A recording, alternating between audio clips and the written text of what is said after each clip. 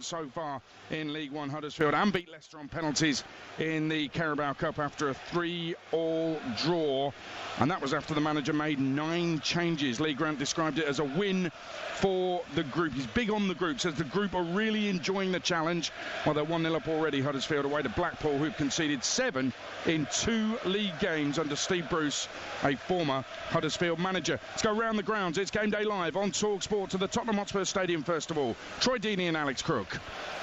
It's Tottenham 0, Burnley 0, but almost a dream start for Thomas Frank in his first Premier League game as Spurs manager. The home side could have taken the lead after just 27 seconds. Mohamed Kudus on his Premier League debut for Tottenham. He whipped the ball in from the right-hand side. It was a lovely first touch from Lucas Bergvall to bring the ball out from under his feet, and his shot eventually saved by Dubravka from a tight angle at the near post. And Troy, I think we've had a piece of Premier League history. The first time a referee has applied the 8-second rule to a goalkeeper. Martin Dubravka, on his Burnley debut, penalised for holding onto the ball for too long. Referee Michael Oliver awarded a corner. And who knew it would be Michael Oliver, eh? To really go make a scene at the start of the season. He must have had the ball for 9 seconds and he blew it up. It was very, very quick. We are 5 minutes in. Burnley having this real low block, conceding the wide areas, and Spurs are doing really well. Thomas Frank will be happy, but one thing as well that he's tweaked, he's gone for the long throw as well, played to his strength, switching up the play a little bit. So expect a really good Spurs team this season. I really like Thomas Frank. Yeah, it's been a really good opening 6 minutes here for the host. It's still Tottenham 0, Burnley 0. And a goal in League One, no surprise. Wigan 1, Peterborough 0. Posh conceded after just 1 minute in the Cup at Accrington on Tuesday night. It's taken 5 minutes for Wigan to get in front. Lost every game so far. Peterborough United, the chairman though, saying, don't panic, everything's going to be all right. OK, mate. It's got a deep down goal there. John Dunn. Preston 1, Leicester 0. We've had 7 minutes, and Alfie Devine on his home league debut since joining on loan from Spurs is the scorer. Ball down the right channel. It was Devine's pace that got in there. He's over towards the touchline, but Jakub Stolarczyk, the Leicester keeper, had gone to try and meet it himself. Devine has gone around him. It looked the most acute of angles, maybe 12 yards or so from the corner flag, but he's angled it superbly across the 6-yard area, and it's dropped into the bottom corner. Leicester had started brightly, but they're behind. Preston 1, Leicester 0. Well, overall, Preston 1 win in their last 16 league games. Victory today would be very welcome for Paul Heckingbottom's side. Hermansen in the West Ham goal, former Leicester keeper, has just made a great save to keep Sunderland out. Lincoln lead Plymouth 1-0 in League One. Tom Bayliss, former commentary man, with the goal. To the Premier League game in the Amex, Scott Minto and Ian Abrams. 7 gone, Brighton 0, Fulham 0. Brighton thought they scored inside 3 minutes. Minte put the ball in the back of the net, but Carlos Belieber, who'd done brilliantly inside his own centre circle in starting the move. I don't think he quite kept the ball in play, and certainly Ruta was offside anyway, so a combination of those two meant the goal was disallowed. But Brighton have started really well, haven't they, Scott Minto? And in particular, Belieber. I mean, all the transfer talk around, it's not putting him off his game at all. No, he's absolutely loving the pressure, isn't he? And actually, you talk about that goal that was disallowed. He started it. He got the ball in a really tight situation, did a lovely little pirouette, and then just played the ball out, which then went down the left-hand side. He managed to get into there and just couldn't quite get onto the end of the ball. It was just a little bit out in the end, but yeah, it's been a very positive start from Brighton. Listen, I'm looking at Matt O'Reilly. I think it's a big day, it's a big season for him. It hasn't really happened for him for various reasons so far, and he could have put Ruta as a 10 and Danny Welbeck up front. Also Josh King, you know, I think he's probably learned from players leaving Fulham earlier and playing in that number 10 role. I think it's a big season for him as well. So those two number 10s, along with Belieber, I'm certainly looking at today. Very decent start under leaden grey skies in Sussex. Brighton 0, Fulham 0.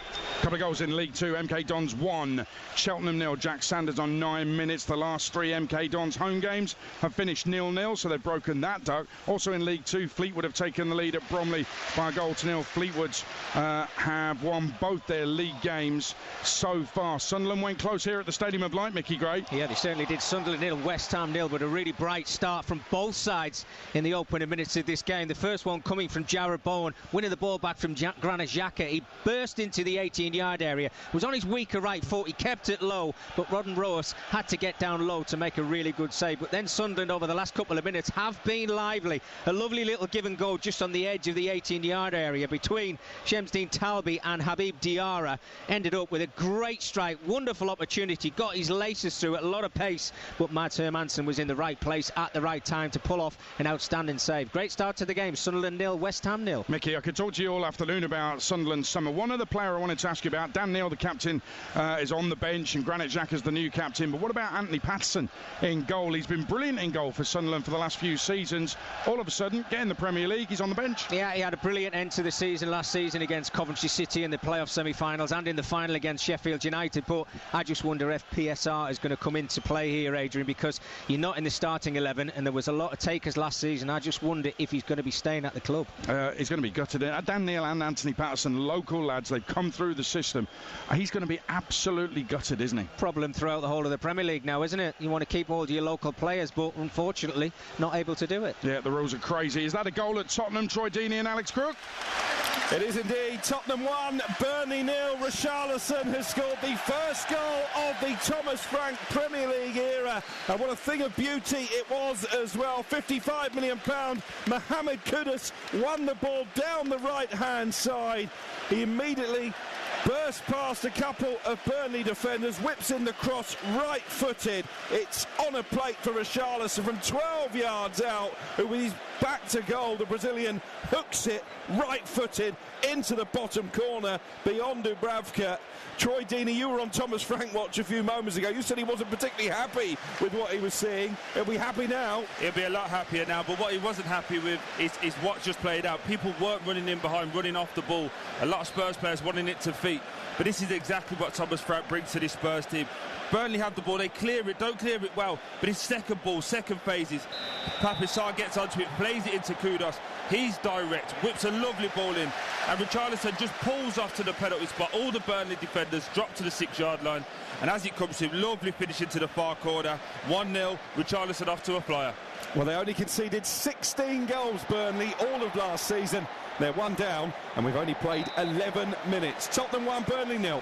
Yeah, that's not good. Is there anybody who thinks Burnley are going to stay up? Spurs 1, Burnley 0. Goal has just gone in from Richarlison on Talk Sport. Sunderland 0, West Ham 0, Brighton 0, Fulham 0. What's been happening at the Amex? Let's head straight back down there. Scott Minto and Ian Abrams. Well gone, Brighton 0, Fulham 0, and Fulham actually looked really bright coming forward. Josh King, a youngster preferred to Emil Smith-Rowe. Fulham paid over 30 million quid for Smith-Rowe from Arsenal a year ago, but today it's Josh King who's kind of in a false 9 role just behind Raul Jimenez at times. And I don't know about you, Scott Minto, but if you look at Carlos Baleba and the fact that he's been outstanding for Brighton in the opening dozen minutes, I think Josh King's fitted in really well for Fulham. Yes, he has, and they're on the attack now. They're actually very comfortable on the ball, they're having more possession than Brighton.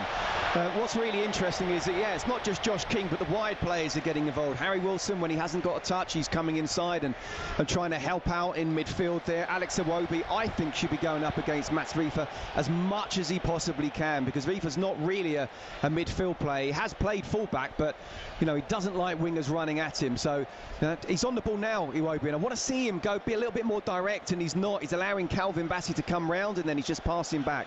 But yeah, you know, Brighton have had obviously come closest to scoring with that goal that was disallowed, but Fulham are enjoying the possession for sure. They are. It's a nice open game this. A dozen minutes gone. It's Brighton 0, Fulham 0. A couple of goals in the National League. Southend looking to follow up the big win at Gateshead last week.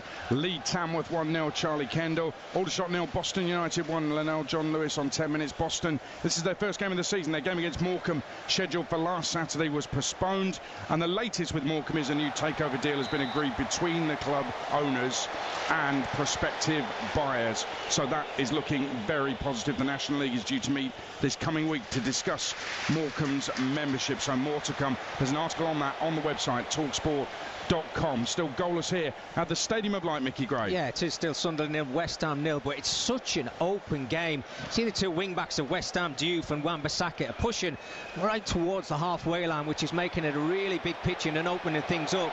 I have to say, Sunderland have settled into the game very well. I was expecting there to be a few little nerves out there. There maybe was in the first couple of minutes, but I've been really impressed with Noah Siddiqui in that midfield area. He looks absolutely outstanding, and also with Dingra down this left-hand side. Real live wire, but good game of football. Sunderland 0, West Ham 0. And Sunderland going closest. Premier League then, Brighton 0, Fulham 0, Sunderland 0, West Ham 0, and Spurs lead Burnley 1-0. Earlier, Aston Villa 0, Newcastle 0. Let's go back to Villa Park. Sam Matspace. Yes, I'm with Unai Emery, and first of all, Unai, happy new season to you. Thank you for joining us live on TalkSport. What did you make of the decision to send off Ezri Konsa? I think it's fair. I think it's fair. Of course, he needed to choose between to stop the opponent or to let him to go to our goalkeeper. The first half, they had these chances, and our goalkeeper saved it. But the second action, I think, of course, always we want to stop before one last solution like he did, but I accepted it completely. Do you think that later in the season, after a few more games and getting back into the rhythm of the Premier League, Ezri Konsa would have made a different decision in that circumstance? You're asking me something difficult to respond, to answer. I don't know. I think he was playing good. Talk to me about that first 45 minutes, because it looked as if Newcastle were on top and creating a lot of chances. What did you put that down to? A lot of chances, yes. 3 or 4 chances? 3 or 4, yes. It depends how you are. How is your opinion about the chances? Well, they had 8 shots and at least 2 on target. I remember 2. Okay, it's good. They play good, yes. Did you think your team started well? The first half. Do you want my analysis, or you are going to do analysis? No, I'm asking you to explain to me. You are doing the analysis. You are not asking me for my analysis. Okay, so could you are doing your analysis, and you are not making question for me. Okay, so what would you like to say about your team's performance? Because after a tough first half, were you happy with the way that they performed in the second? Okay, I'm going to answer now. Okay, but my opinion, not yours. The first half, they played better than us. We weren't dominating the match like we planned. We were not building up and stopping them to try to dominate. And even when we were dominated sometimes and in creating some, we weren't really threatening them like we planned. And they had one very good chances, but the goalkeeper saved fantastic. They had as well one head of Gordon, and they were more or less dominating and some corner more than us. The second half, we started the first 50 minutes completely different. We were building up and stopping them. We were creating some attacking third, creating not very clear chances, but we were there, and we were being confident to dominate, and after it maybe we could be closer to win. But after the red card, the match changed completely, and we needed defensively to get the commitment had the players to do, and at the end we draw, and of course we had to accept it. Your goalkeeper, what did you make of his performance? Because it's big shoes to fill coming in for Emi Martinez. Okay, I think, my opinion, he played fantastic. It's a great opportunity for you now to have 2 great goalkeepers, but you mentioned yesterday in your press conference that you were a bit concerned about the budget going forward. What are your ambitions this season? The ambition always we have high, and we'll see that the Premier League is the most important for us, and we started today against top 7 contenders team, Newcastle, drawing. It's not the best result, because of course here playing at home to lose 2 points for us is not always is not to feel happy, but we have to accept it, and keep going. But our ambition always is high. Thank you very much. Thank you. There you go, Unai Emery, the Aston Villa manager, with TalkSport's Sam Matterface. After it finished 0-0, live and exclusive on TalkSport, Ezri Konsa sent off for Aston Villa, but they held out for a goalless draw. As running through the scores, Premier League Spurs are 1-0 up against Burnley. Richarlison. Here at Sunderland, it's goalless against West Ham. Brighton, Fulham is goalless as well. Championship, I'll give you the games with goals. Preston 1, Leicester 0, Sheffield Wednesday 0, Stoke City 1. League 1, Blackpool 1, Huddersfield 1, Niall Ennis equalising for Blackpool. Lincoln 1, Plymouth 0, Wigan 1, Peterborough 0. League 2, Walsall are 1 up at Barnet. Fleetwood lead 1-0 at Bromley. Cambridge United have taken the lead against Harrogate. Louis Apre with 3 in 4 games now for the Scot, who scored only 1 in 20 last season at Stevenage. On fire at the start of this season for the U's. Cambridge 1, Harrogate 0. Grimsby 1, Newport 0. MK Dons have got a second against Cheltenham. Alex Gilby, the midfielder, with it. In the National League, Boston 1 up at Aldershot. Scunthorpe lead Woking 1-0. Declan Howe. Southend 1, Tamworth 0. And Halifax down to 10 men. Their striker Will Harris has been sent off there, goalless at Wealdstone. Goal at Vicarage Road in the Championship. TalkSport's Tom Clayton. Watford 1, QPR 0, and it's Luca Kierango who's got the goal. Watford have started brighter in this game, and it's a counter-attack from a QPR attack down the left-hand side. It's a lovely one-on-one from Nestroy Irankunda. It's played across the middle, and it's a simple finish for Luca Kierango. Watford have just their first goal in league football this season. It's their 4th shot on target all year, and it's found the back of the net. Watford 1, QPR 0. Let me give you some more goals that have just gone in. Wealdstone have taken advantage of the man advantage and have taken the lead against 10-man Halifax 1-0. Also in the National League, Gateshead 1 up at Eastleigh. What a long journey that is. Dom Telford with the goal on 19. And Blackpool were a goal down to Huddersfield. They're now 2-1 up. Lee Evans has put Steve Bruce's side in front after 18 minutes in League One. It is Game Day Live. This is TalkSport taking you around the grounds, bringing you all the goals as they go in.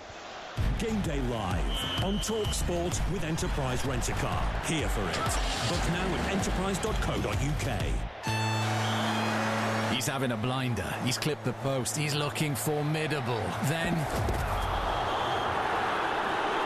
substitution. His game might be over, but yours isn't. With Betfair's Safe Sub, your bet simply rolls onto the player coming on. Playing a different league with Betfair. Valid on selected leagues and markets only. Applies to singles, multiples and bet builder bets on qualified player outcome selections. Does not apply to odds boost. T's and C's and exclusions apply. 18+. GambleAware.org. Game Day Live on TalkSport with Sky Sports. Stream the biggest Premier League games flexibly with Now. Like Wolves vs Man City live today. Search Now Sports. 18+. Stream via internet. Terms apply. Gentlemen, inflate your ball. Game Day on TalkSport. Coming up later, 5:30, it's the Game Day phone-in with Jamie O'Hara and Jason Cundy. If you listen to O'Hara's first sports bar back in midweek after Spurs have blown that 2-goal lead in the Super Cup, it was sensational radio. Those two are back, 5:30 when we're done on Game Day Live. After that, Rory Jennings, 7:30 through till 9. And then Fight Night Live, Moses Itama against Dillian Whyte. Moses Itama was 10 when Dillian Whyte fought Anthony Joshua at the O2 in 2015. Big age difference, should be a good fight. League 2, Walsall double their lead at Barnet. Aaron Presley halfway through the first half. It is Game Day Live on TalkSport with Sky Sports. Don't forget that with Now, you can stream all the Sky Sports action flexibly, like Wolves Man City, live today. Search Now Sports. Back to the Tottenham Hotspur Stadium on TalkSport this afternoon. Troy Deeney and Alex Crook. Midway through the first half here, it's still Spurs 1, Burnley 0. Richarlison with a goal on 10 minutes created by the Premier League debutant for the home side, Mohamed Kudus, whipping in the cross from the right. Good finish by Richarlison from around about the penalty spot as well. Burnley really have been feeding on half chances since then. One of their summer signings, Grealinchy Hartman, put a shot across the face of goal from the corner of the 18-yard box. Jayden Anthony has headed well over, and Oliver Christensen as well fired over after a corner had only been cleared to the edge of the box. I've been really impressed Troy Deeney, with the way that Richarlison, your former teammate at Watford, has held the line, led the line up front for Spurs, bearing in mind Dominic Solanke only fit enough for a place on the bench today. Yeah, he's been excellent, Richarlison. And again, we're going to speak about this a lot throughout the course of the year. World Cup year. He's going to feel that he's got the opportunity with João Pedro playing at Chelsea, that they're going to be fighting for the #1 spot at Brazil. So he'll be comfortable. But I just think with Richarlison, it's about him being fit, about him feeling loved. Since he's been here at Spurs, stop-start, not sure where he's playing. Today he looks like he's full of confidence. Clearly he's had a pre-season of just being fit, getting through every single day. And with Kudus on that right-hand side, he knows crosses are coming into the box, and that's what he feeds off. So far so good for Spurs, but still it feels like they can go again, doesn't it, Alex? It feels like if they upped it maybe 5%, they'll score 3 or 4 goals here today. Yeah, he only scored 4 Premier League goals in the whole of last season. Richarlison, he is off and running already for the new campaign as Kyle Walker becomes the latest Burnley player to blaze high over the crossbar from fully 40 yards. Ambitious, the word to describe that effort. Tottenham 1, Burnley 0. Now Troy will be interested in this. Another goal at Vicarage Road. Tom Clayton. Watford 2, QPR 0, and Ince 2 goals in 2 minutes for Luka Kierango. It's another counter-attack. This time they come down the right-hand side. A lovely ball floated by Imran Louza towards the far post, and it's a simple finish once again off the top of the head for Luka Kierango. Joe Walsh, the goalkeeper, is an absolute no man's land, and it finds the back of the net. Watford 2, QPR 0. This guy, Danish under-21 international, only 22 years old, 2 games, 2 goals in 2 minutes, and he's on loan from Udinese to Watford, not the first player to make that loan move. Let's go to the Amex on Talk Sport. Scott Minto and Ian Abrams. Just over the midway point in the first half, still Brighton 0, Fulham 0, and for all the attacking play and bright attacking play at that from both sides, we haven't really seen too many shots test either Bernd Leno or indeed at the other end Bart Verbruggen. Is a low drive from Virginia Ruta, is well fended away by Leno. Scott Minto, why is that? I've been disappointed in Brighton, to be honest with you. I mean, they'd asked me earlier in the show exactly where Fulham could be, and they've really impressed me here. And for Brighton, I do believe that, I'm not suggesting they can get or will get 5th place, but I do think from 5th downwards is very much up for grabs for a lot of teams. I think they would have learned a lot. Fabian Herzl would have learned a lot from last season. They had a lot of injuries, so hopefully they won't be getting there. They're not playing in Europe.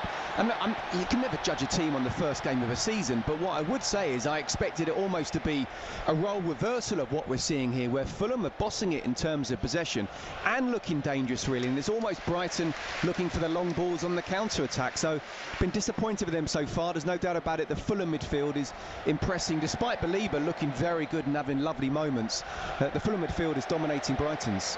Absolutely. 25 gone, still waiting for the opening goal of the season here. Brighton 0, Fulham 0. A flurry of goals in League 2. Crewe, Lee Crawley 1-0. Tommy O'Reilly. This a repeat of the 2024 League 2 playoff final that Crawley won 2-0. Well, Crewe are leading this one at the moment by a goal to 0. Their XG, Crewe, this season so far, 5.09, highest of any EFL side. They're 1 up. Scunthorpe 2-0 up against Woking in the National League. Declan Howard is second of the afternoon as West Ham go close, but it's kept out. I mean, Mickey Gray, how on earth has that stayed out of the net? Well, it's absolutely incredible. Still Sunderland 0, West Ham 0, and West Ham are starting to get on top now. It's Malik Diouf, after a wonderful move from West Ham down the left-hand side. He finds himself inside of the 18-yard area, unmarked. It's going into the back of the net, and last season's hero, Dan Ballard, is sliding behind the goalkeeper to keep it out of the Sunderland net. My goodness, absolutely incredible at one end, but it's still Sunderland 0, West Ham 0. Sunderland have given a good account of themselves so far, though, haven't they? Yeah, they have. Yeah, West Ham just on the attack again, and Diouf it is again down that left-hand side. He's causing a lot of problems. They're starting to show that little bit of Premier League class, but Sunderland they played their own in this game. They played some nice football. Said I've been impressed with Noah Siddiqui and Habib Diarra in that Sunderland midfield, and Xhaka is just a calming influence, but they've got to try and just keep the cool if they possibly can. West Ham on top with Sunderland 0, West Ham 0. Yeah, a couple of players on the pitch in front of us here at the Stadium of Light played for Senegal in the 3-1 win against England at the City Ground, Nottingham, in June. Diouf, who Mickey just mentioned there, for West Ham, making his debut, and also making his debut Habib Diarra in midfield for Sunderland. He scored one of the goals at the City Ground that particular evening. evening. It is Game Day Live on TalkSport with Enterprise Rent-A-Car. Whatever it is, they're here for it. This is Game Day Live on TalkSport with Enterprise Rent-A-Car. Here for it. Book now at enterprise.co.uk. More goals going in. There's been loads. Let me just run through them very quickly. Gateshead 2 up at Eastleigh in the National League. MK Dons 3, Cheltenham Town 0. That's inside 25 minutes. Callum Patson, former Sheffield Wednesday and Cardiff man, with the goal. Blackpool 3 now, Huddersfield 1, Niall Ennis again. Salford double their lead against Accrington, 2-0. Luke Garbutt this time. And Wigan double their lead against the Posh. It's not going well.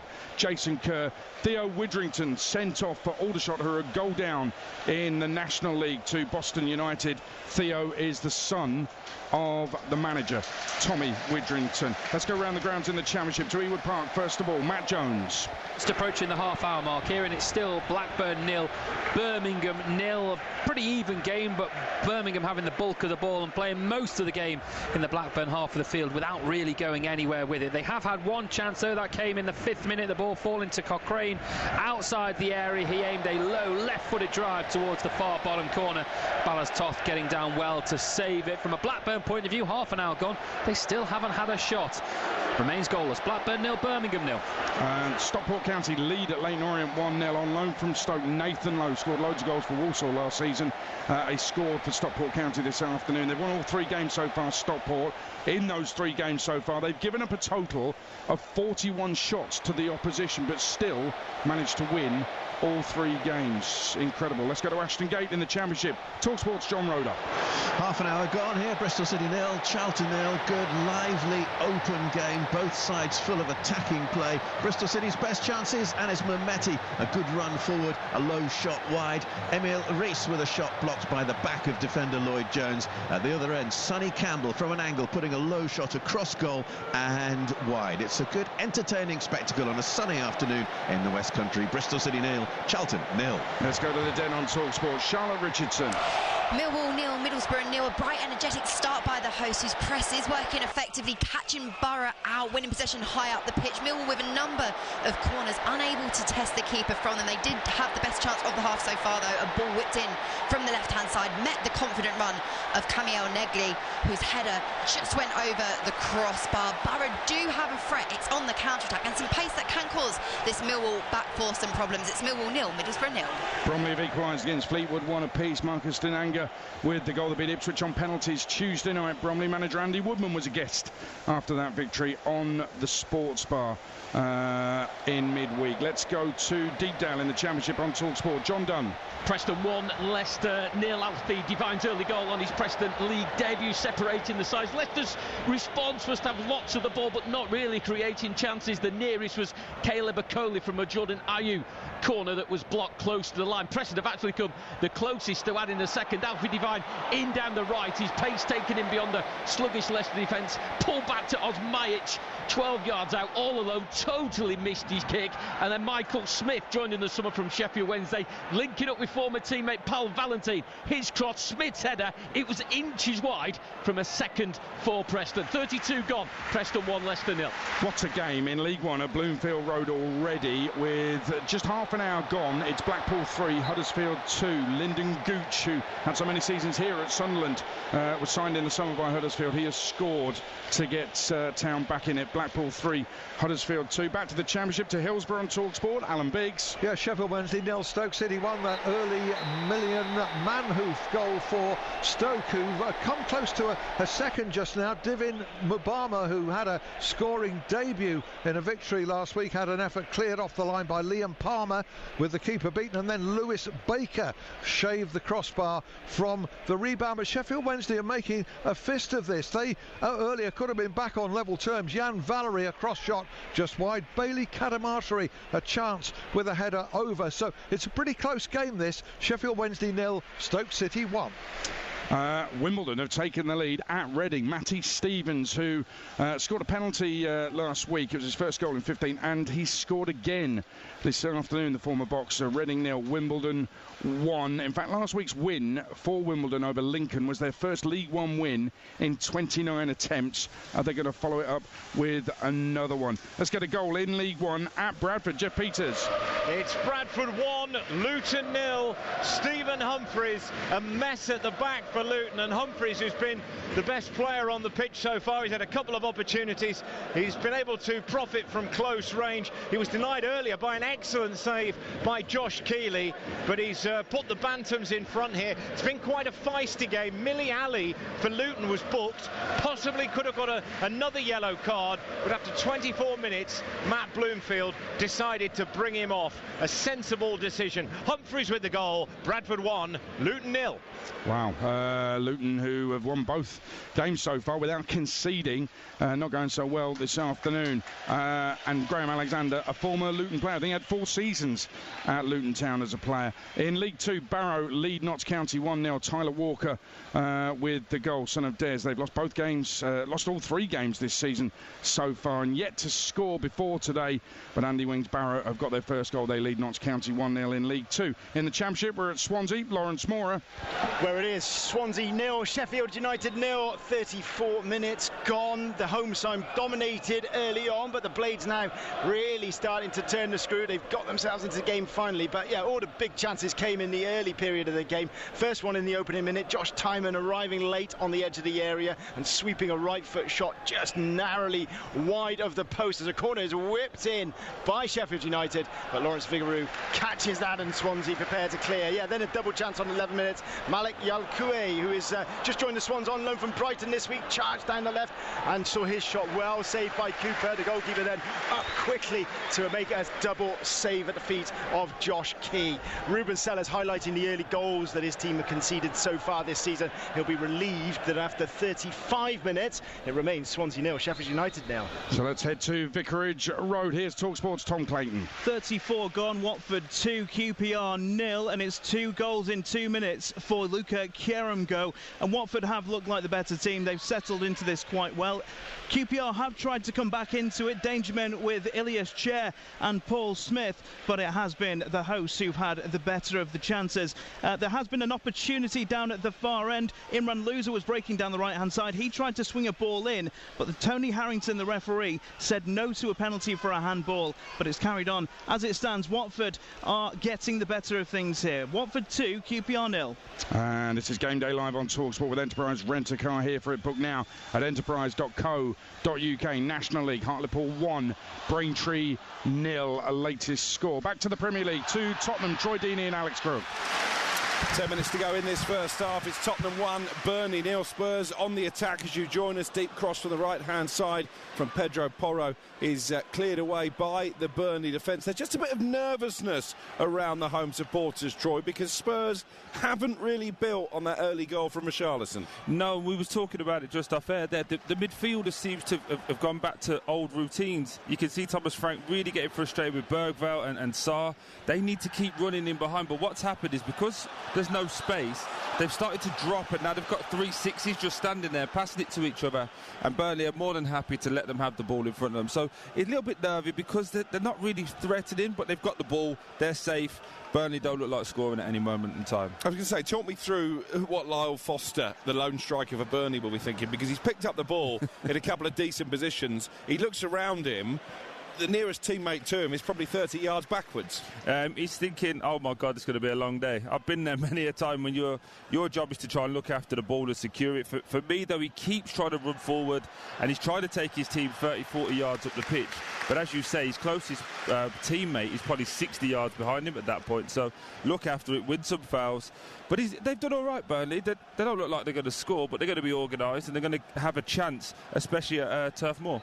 Burnley have lost 8 of their last 9 Premier League visits to Spurs. It's Tottenham 1, Burnley 0.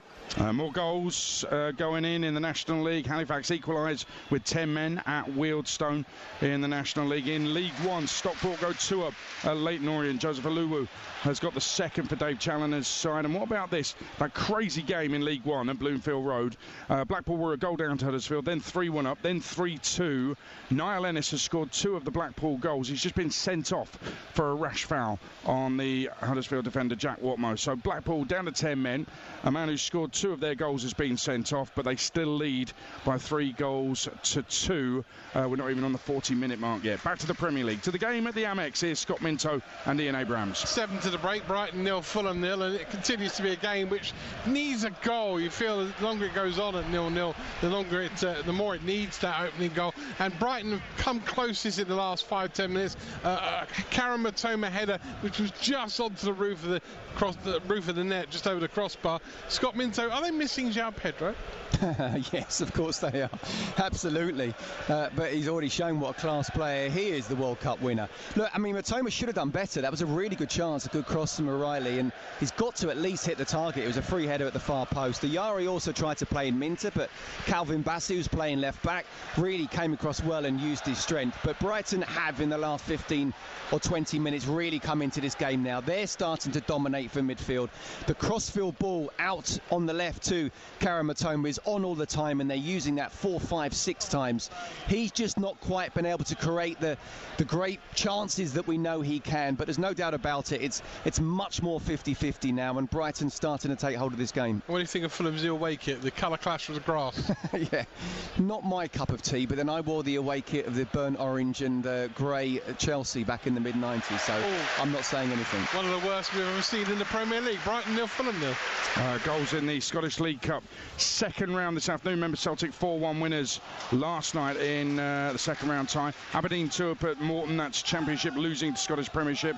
And St Mirren 1, Hearts 0. Alex Gogic with the goal. That's a repeat of the 2013 League Cup final, which St Mirren won by 3 goals to 0. John McGinn was in that St Mirren side. We're still waiting for goals here at the Stadium of Light, Mickey Gray. Coming up to the 40-minute mark nearly. It's Sunderland 0, West Ham 0. And it's West Ham who've now just started to take control of this game. You can see Sunderland's 11 started to drop back towards their own 18-yard area. And it's all because of the quality of Fulcrook, Jared Bowen and Paqueta in that midfield area. They're just getting too much space on the ball at the moment. I think they've got to try and get in their faces, Sunderland, a little bit better. They're not creating too many chances, West Ham, but you can just see that something feels like it's about to happen.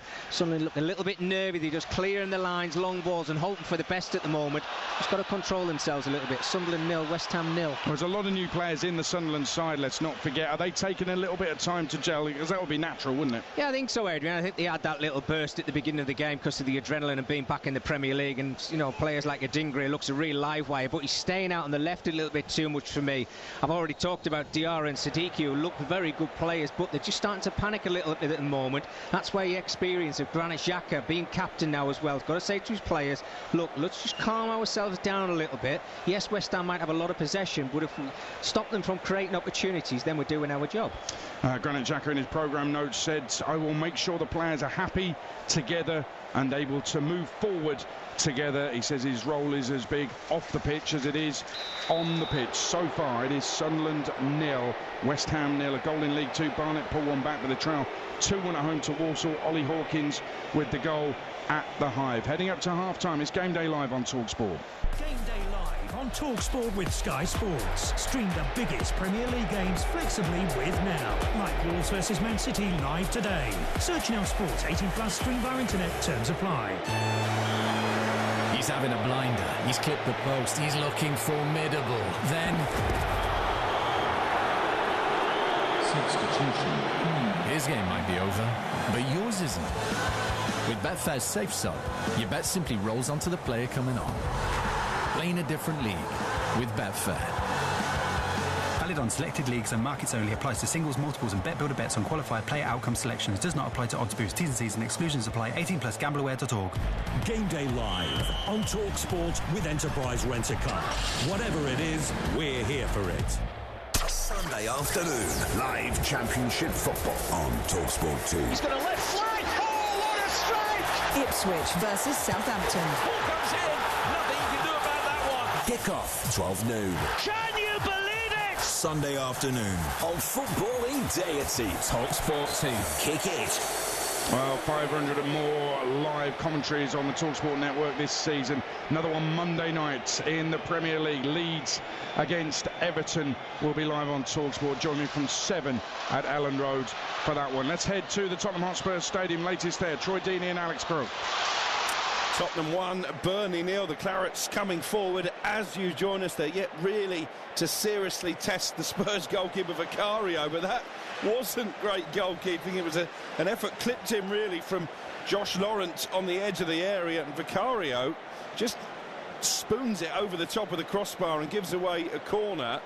That might be, Troy, pretty much Burnley's first effort on target, and he nearly made a real mess of it, the goalkeeper. It did make a mess of it anyway. It's a good block from Bergvall, and the ball's just spinning to him. If he doesn't use his hands, he could bring it down on his chest, but for some reason decides to pat it over the bar and then tried to explain to the crowd how the ball was spinning weirdly for him. But yeah, Burnley's best moment of the game, and obviously a corner just coming in now. Yeah, Hartman whips in the corner from the right-hand side. It's cleared to the edge of the penalty area where Christensen will try and keep Burnley on the front foot, but Tottenham have got enough bodies back behind the ball. The goal that separates the two sides came in the 10th minute, Richarlison finishing neatly from a Kudus cross from the right-hand side. That's one of only 2 shots on target for Spurs so far. You've been really impressed with Kudus. Yeah, Kudus has been excellent, both attacking and defensively. I think he's a perfect fit for Thomas Frank team. I think he's getting frustrated with his teammates, so a lot of times he's running without the ball, making really intelligent runs, and it's just this Spurs midfield a little bit stuck between the past and now. Like, do they go quick or do they keep the ball? And at times they should go quick, they keep the ball, and at times they need to go and keep the ball, they go long. It's just a little bit unorthodox is what I would say, but a load more positives for Thomas Frank. He's not left the edge of his technical area. I'd expect there to be some changes around the 60-minute mark. Yeah, 90 seconds of the first half to play. It's Tottenham 1, Burnley 0. Goal in the National League, Mark Hughes. Carlisle United may be favourites to win it, but they're a goal down at home to Boreham Wood. Luke Norris, they're only promoted from National League South at the end of last season. Boreham Wood won the playoffs. In League 1, Cardiff 1, Rotherham United 0. Yusuf Selek on 43, 3 unbeaten all competitions. Cardiff City under Brian Barry Murphy, the former Man City Academy coach. And in the League Cup in Scotland, Partick 1, Ayr United 0. To Brighton on TalkSport, Scott Minto and Ian Abrams. It's Brighton 0, Fulham 0. You can almost feel the half-time oranges being prepared, Adrian, in the dressing room. And I have to say that Brighton have come on strong in the last period of this first half. None more so than a minute or two ago. Minte with a lovely ball in from the right-hand side.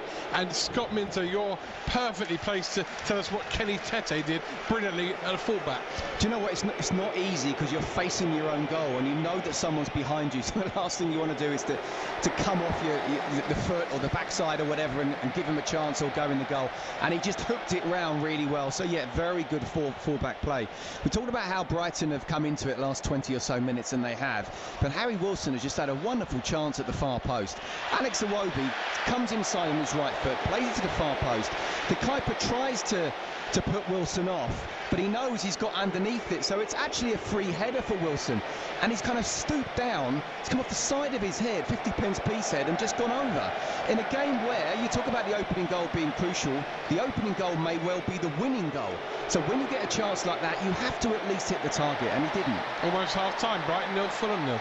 And it's half-time. Whistle has just gone here at the Stadium of Light. No goals. Mickey Gray. Sunderland 0, West Ham 0. A really bright opening to the game with an opportunity for Jarrod Bowen only on 3 minutes. Won the ball up high for West Ham and broke into the area and got his shot away, but well saved by the new Sunderland goalkeeper Robin Roos. But then Sunderland started to grow into the game themselves and created an opportunity on 6 minutes. Habib Diarra, a little give and go at the edge of the area, wonderful strike, and again a super save from the goalkeeper Mads Hermansen. But it was all West Ham towards the end of that first half, the last 15 minutes. There was a penalty shout. It was Talby for Sunderland who got himself into the area. His cross hit Agaird's hand, but it was waved away by the referee Robert Jones very, very quickly. But an open game of football in that first 45 minutes. West Ham probably just nicked it a little bit, but they couldn't get themselves on the score sheet. Half-time here, Sunderland 0, West Ham 0. Other than the penalty shout, I did sense that not just the Sunderland players, but the Sunderland fans really wanted half-time, Mickey. Yeah, they did, Adrian. Yeah, I think you'd sense it. I talked about Sunderland dropping a little bit too deep, and when you do that,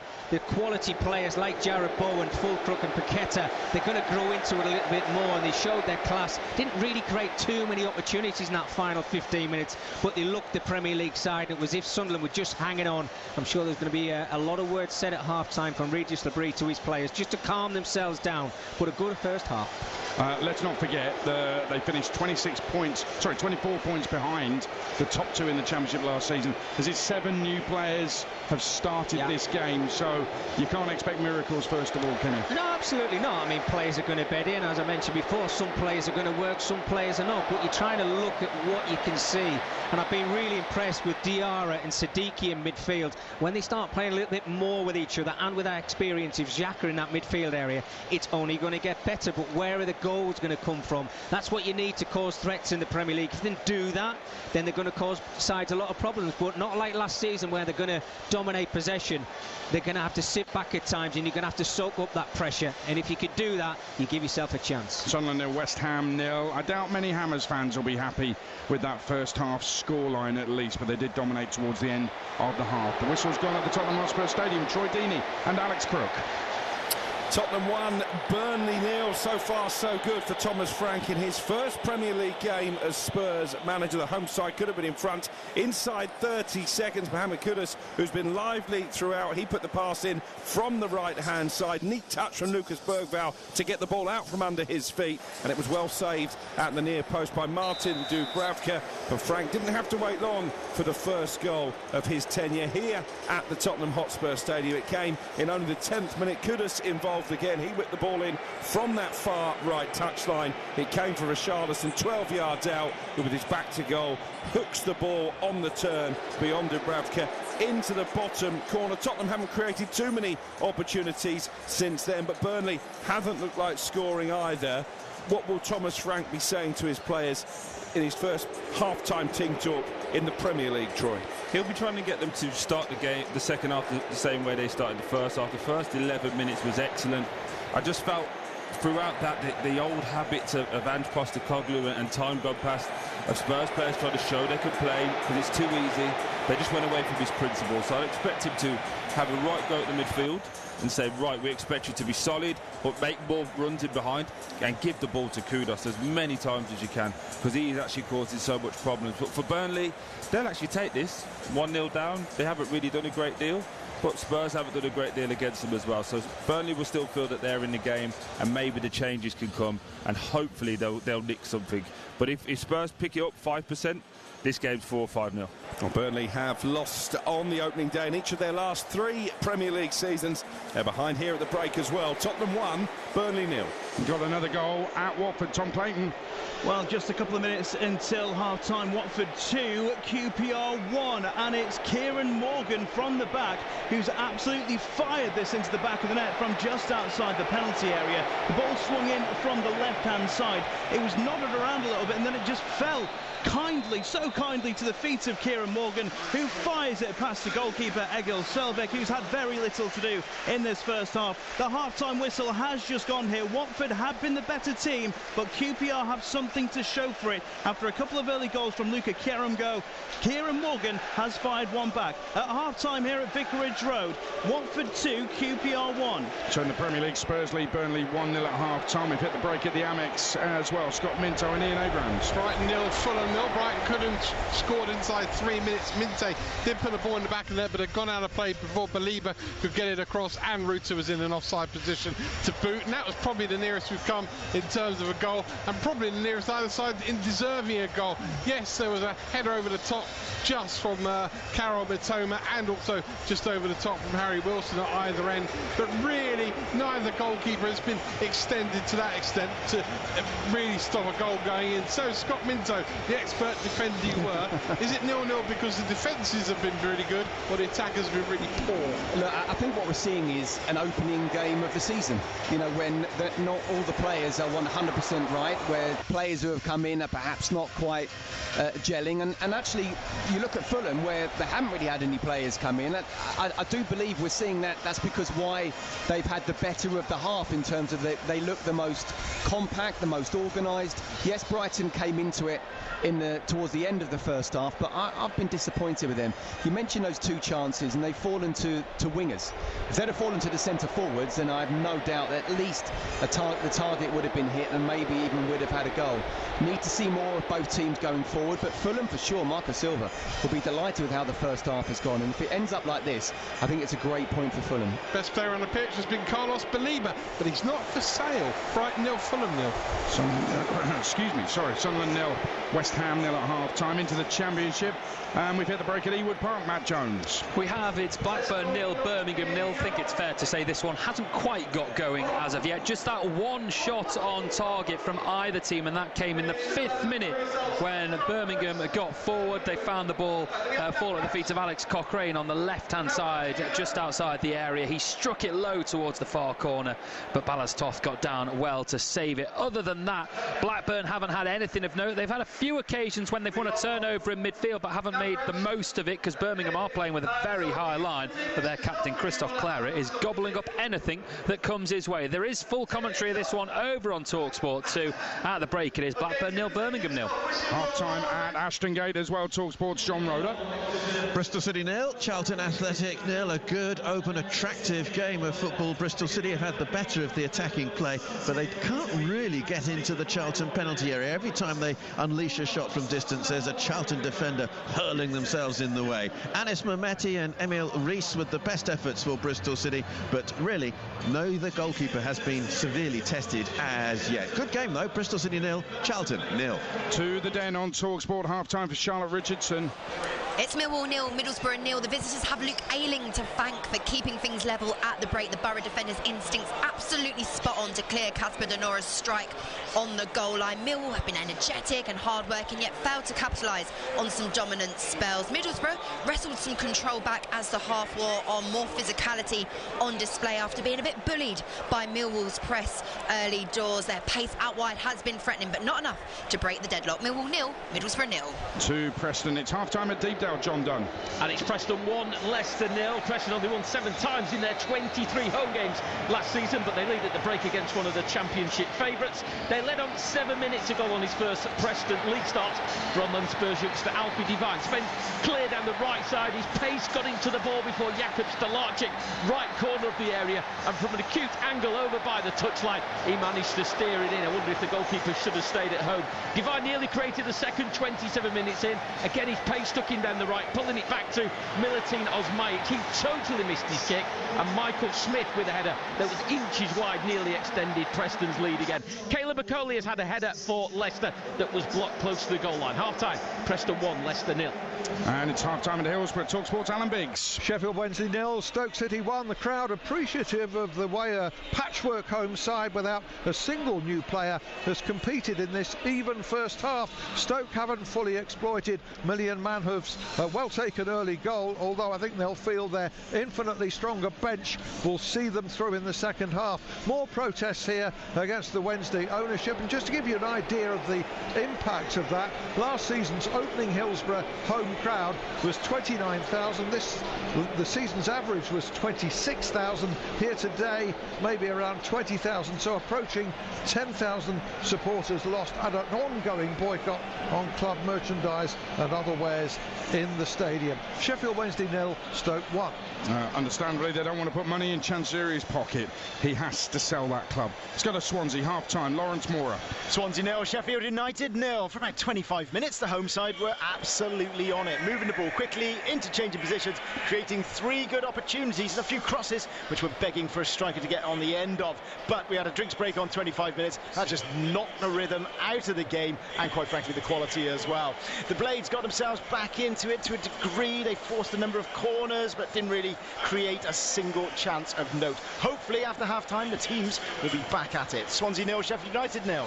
And Watford leading 2-1 at half-time. So let's go to the League One half-time in Bradford. Jeff Peters. Yeah, Bradford 1, Luton 0. The better team are in front, looking to continue their unbeaten start to the season. They took the lead just after the half hour. Stephen Humphreys opened his account after a summer move from Barnsley. He won't have much easier, converting from a yard out after Sarcevic did well to keep a bouncing ball alive. Poor defending too. The first league goal Luton have conceded. They've only managed 3 shots, not on target. Their 3 league goals so far have all come after the break in wins against Wimbledon and Peterborough. Half-time, Bradford 1, Luton 0. This is game day. Half-time classifieds. Premier League, a result: Aston Villa 0, Newcastle 0. Half-times now: Brighton 0, Fulham 0, Sunderland 0, West Ham 0, Spurs 1, Burnley 0, Wolves Man City is at 5:30.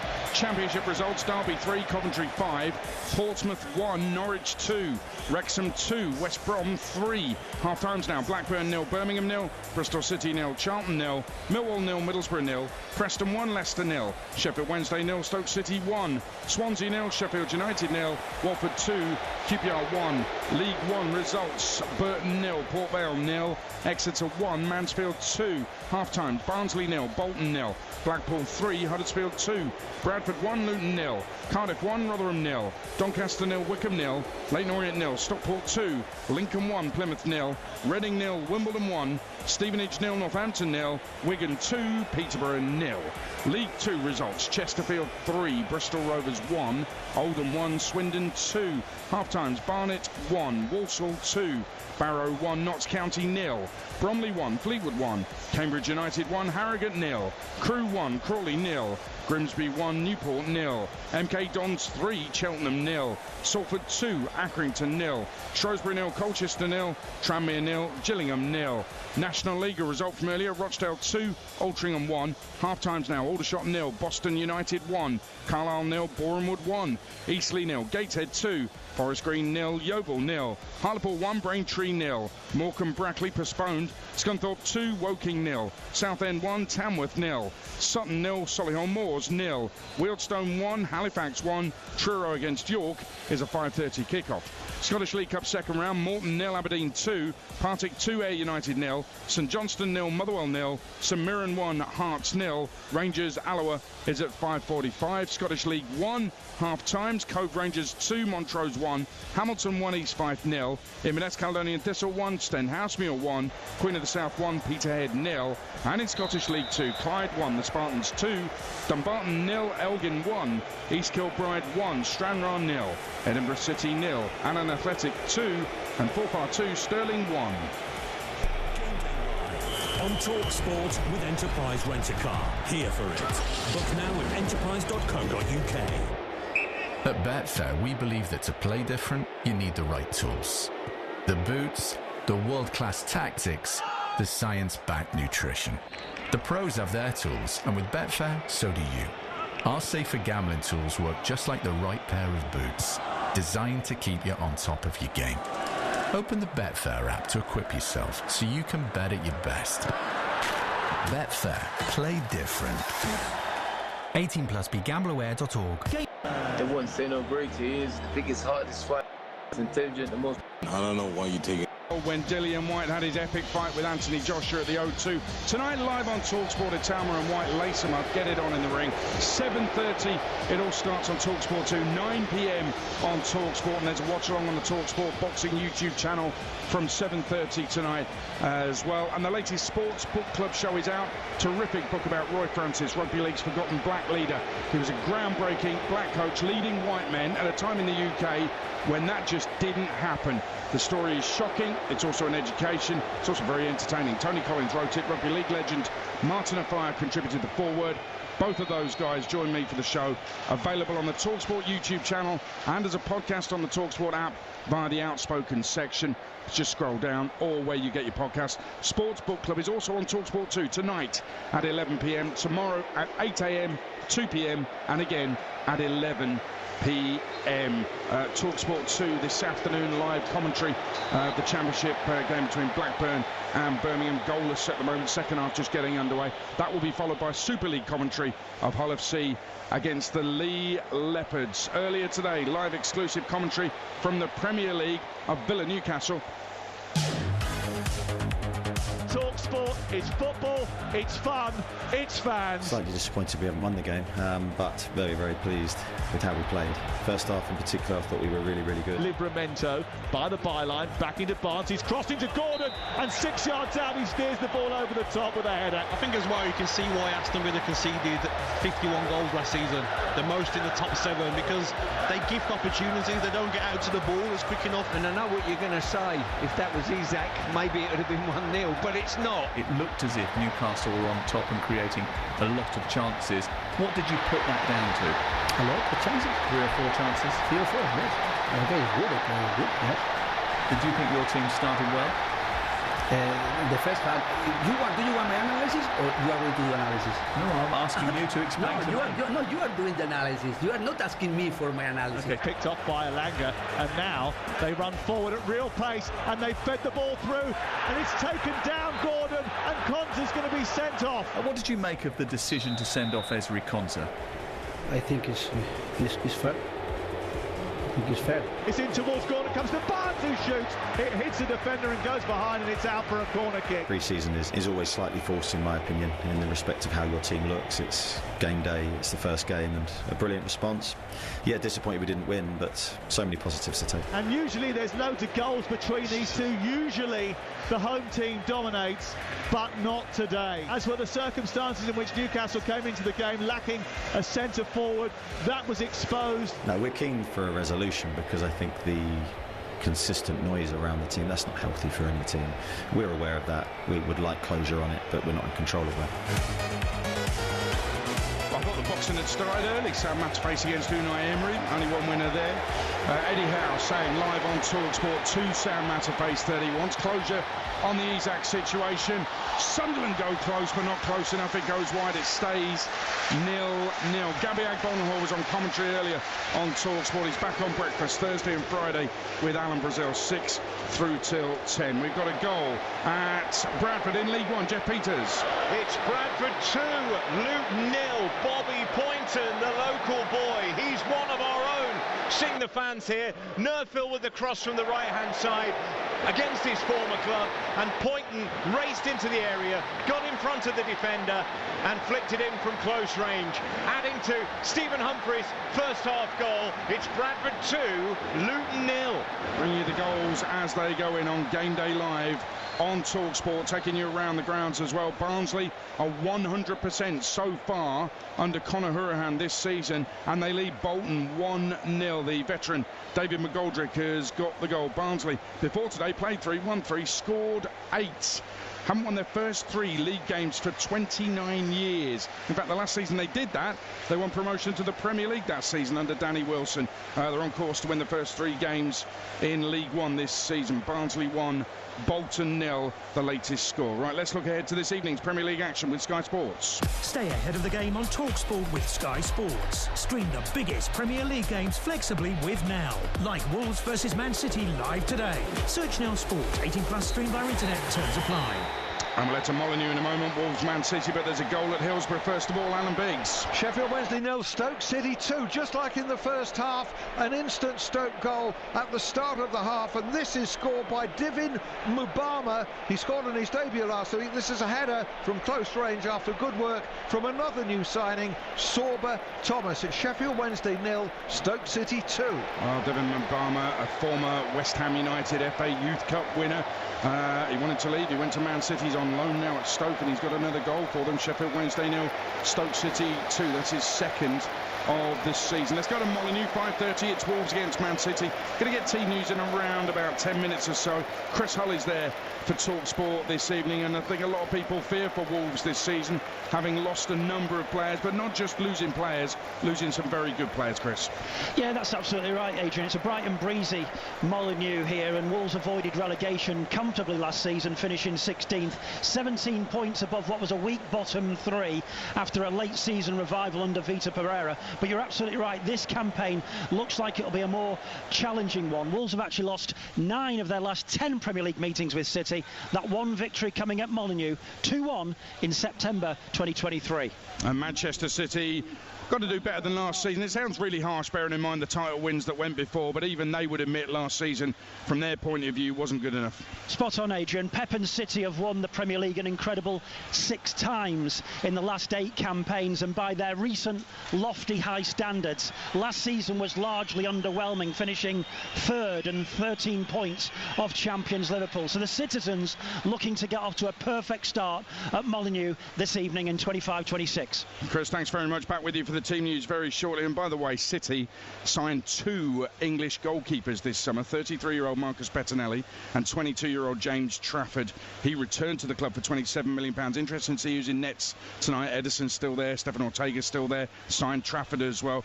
Scott Carson left, but he was so important, City needed 2 English keepers to replace him, it seems. That was a look ahead to this evening's Premier League action. Don't forget that with Now, you can stream all the Sky Sports action flexibly, like Wolves Man City live today. Search Now Sports.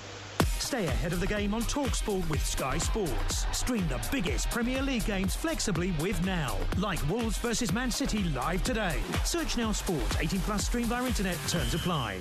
Goal at Ewood Park in the Championship, Matt Jones. And it's Blackburn who've got it. Blackburn 1, Birmingham 0. They didn't have a shot in the entirety of the first half. Well, 5 minutes into the second, they've broken the deadlock with an absolutely thumping strike from Todd Cantwell. He's wearing the captain's armband today, with Lewis Travis not involved in the squad due to a potential move away. Well, he's risen to that armband because the ball has fallen to him on the corner of the box. Birmingham just couldn't get it clear. There was some pinball for 20 or 25 seconds. Eventually it lands at Cantwell's right foot and he smashes it into the far bottom corner. Ryan Alsop dived low down to his right hand side but couldn't get a glove on it, and Blackburn have the lead. Blackburn 1, Birmingham 0. And deadlock broken at Millwall. Charlotte Richardson. Millwall 0, Middlesbrough 1. Hayden Hackney gives the visitors the lead as Rob Edwards' half-time team talk and change works wonders as debutant Sante Hansen comes off of the bench, threads this attacking move together. The Millwall defence sliced open far too easily, and the Middlesbrough capitalised. Millwall 0, Middlesbrough 1. Goals as they go in. How they've held on to Hayden Hackney, I don't know. He's been linked with a move away all summer. Window is still open. Right, round the grounds in the Premier League. To Tottenham first of all, Troy Deeney and Alex Crook. Well, we've played 53 minutes. It's still Tottenham 1, Burnley 0, but a good start to the second half for Tottenham. Mickey van der Ven headed over from a corner, and I'm not sure how Richarlison hasn't doubled his and Spurs' tally just a few seconds ago. It started with a lovely outside the foot pass from Archie Gray, releasing Brennan Johnson down the left-hand side. He cuts the ball back for Richarlison. The Brazilian's initial effort was blocked by Maxim Estev, the Burnley defender. The second shot on the follow-up saved by the outstretched leg of Martin Dubravka. Was that great goalkeeping, or should your old teammate have made it too? No, it's really good goalkeeping. Richarlison does everything right, down on that left-hand side, gets a shot across, low and hard. It's a real good foot for Dubravka, clears it as well, so it's not even in the 18-yard box. But Spurs have come out with a bit more intent in this first 8 minutes of the second half. Can clearly see that Thomas Frank has told them to be a bit more lively. Tottenham 1, Burnley 0. Penalty at Brighton, Ian Abrams. Brighton 0, Fulham 0. Brighton have a penalty though. Sander Berger's clumsy challenge, I would say clumsy, on Georginio Ruta has given Brighton the opportunity from the penalty spot to take the lead. Quickly, Scott Minto, was penalty for you? You happy with that? No, guaranteed penalty. It didn't take VAR long to decide that it was the correct decision. Really good, just clever play from Ruta, getting into the box, protecting the ball, and Sander Berger cannot make that type of challenge inside the box. certainly can't. Matt O'Reilly is the man who has the ball in his hands. He's just waiting for Bernd Leno to keep still on his line. The referee Sam Barrett now seems happy, so it's going to be Matt O'Reilly up against Bernd Leno for the opening goal of the game. 9 minutes into the second half. Brighton's first goal of the season. Will it be from Matt O'Reilly from the penalty spot? Oh yes it will. Slams it into the bottom right hand corner. To his credit, Bernd Leno went the right way, but he's not keeping that out, and Brighton have the lead, Scott Minto, and that was a penalty that was pretty much unstoppable. Yeah, look, it was a I say simple pass. It was a composed pass into the net, giving the keeper no chance whatsoever. I wasn't happy with how Brighton played in that first half, and I was waiting as the minutes are ticking by to see when Danny Welbeck would come on. It's a big moment. I feel for Fulham because I think they played a very good first half despite Brighton coming back into it.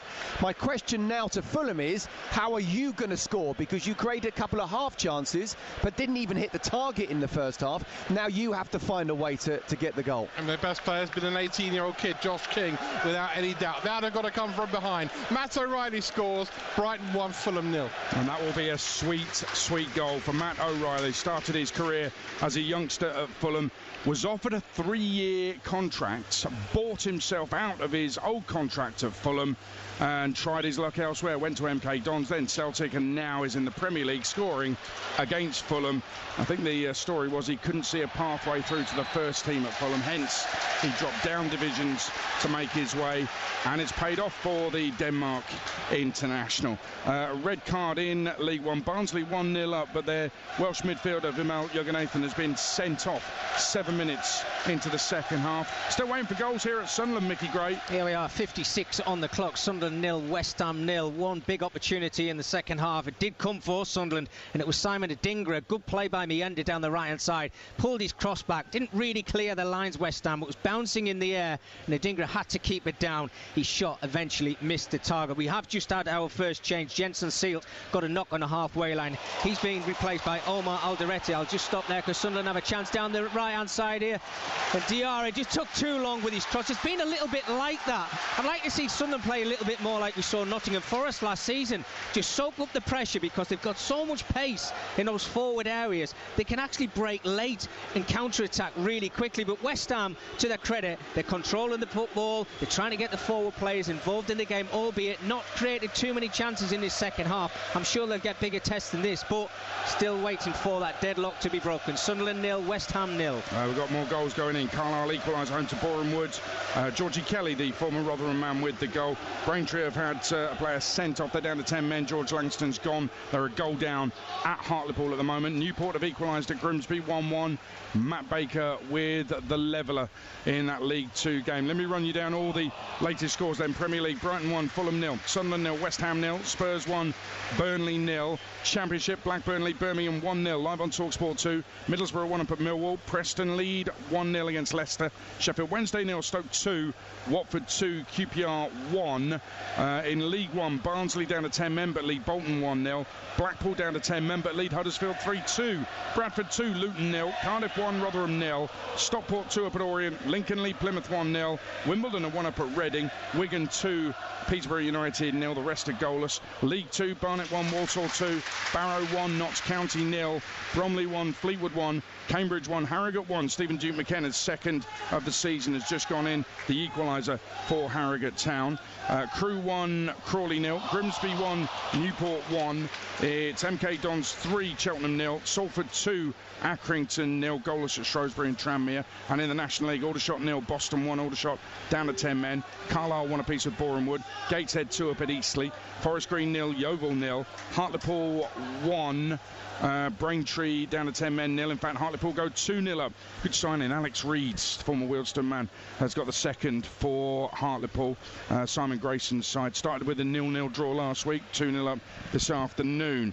Scunthorpe United lead Woking by 2-0. Southend 1, Tamworth 0. It's Sutton 0, Solihull 0, and Wealdstone 1, 10-man Halifax 1. Scottish League Cup second round, Aberdeen 2 up at Morton, Partick 2, Ayr United 0, St Mirren 1, Hearts 0. And we're keeping you in touch with all the goals as they go in. Cardiff go 2-0 up against Rotherham in League 1. Cian Ashford with the second. And in League 1, Doncaster. What a start to the season Grant McCann's side have had.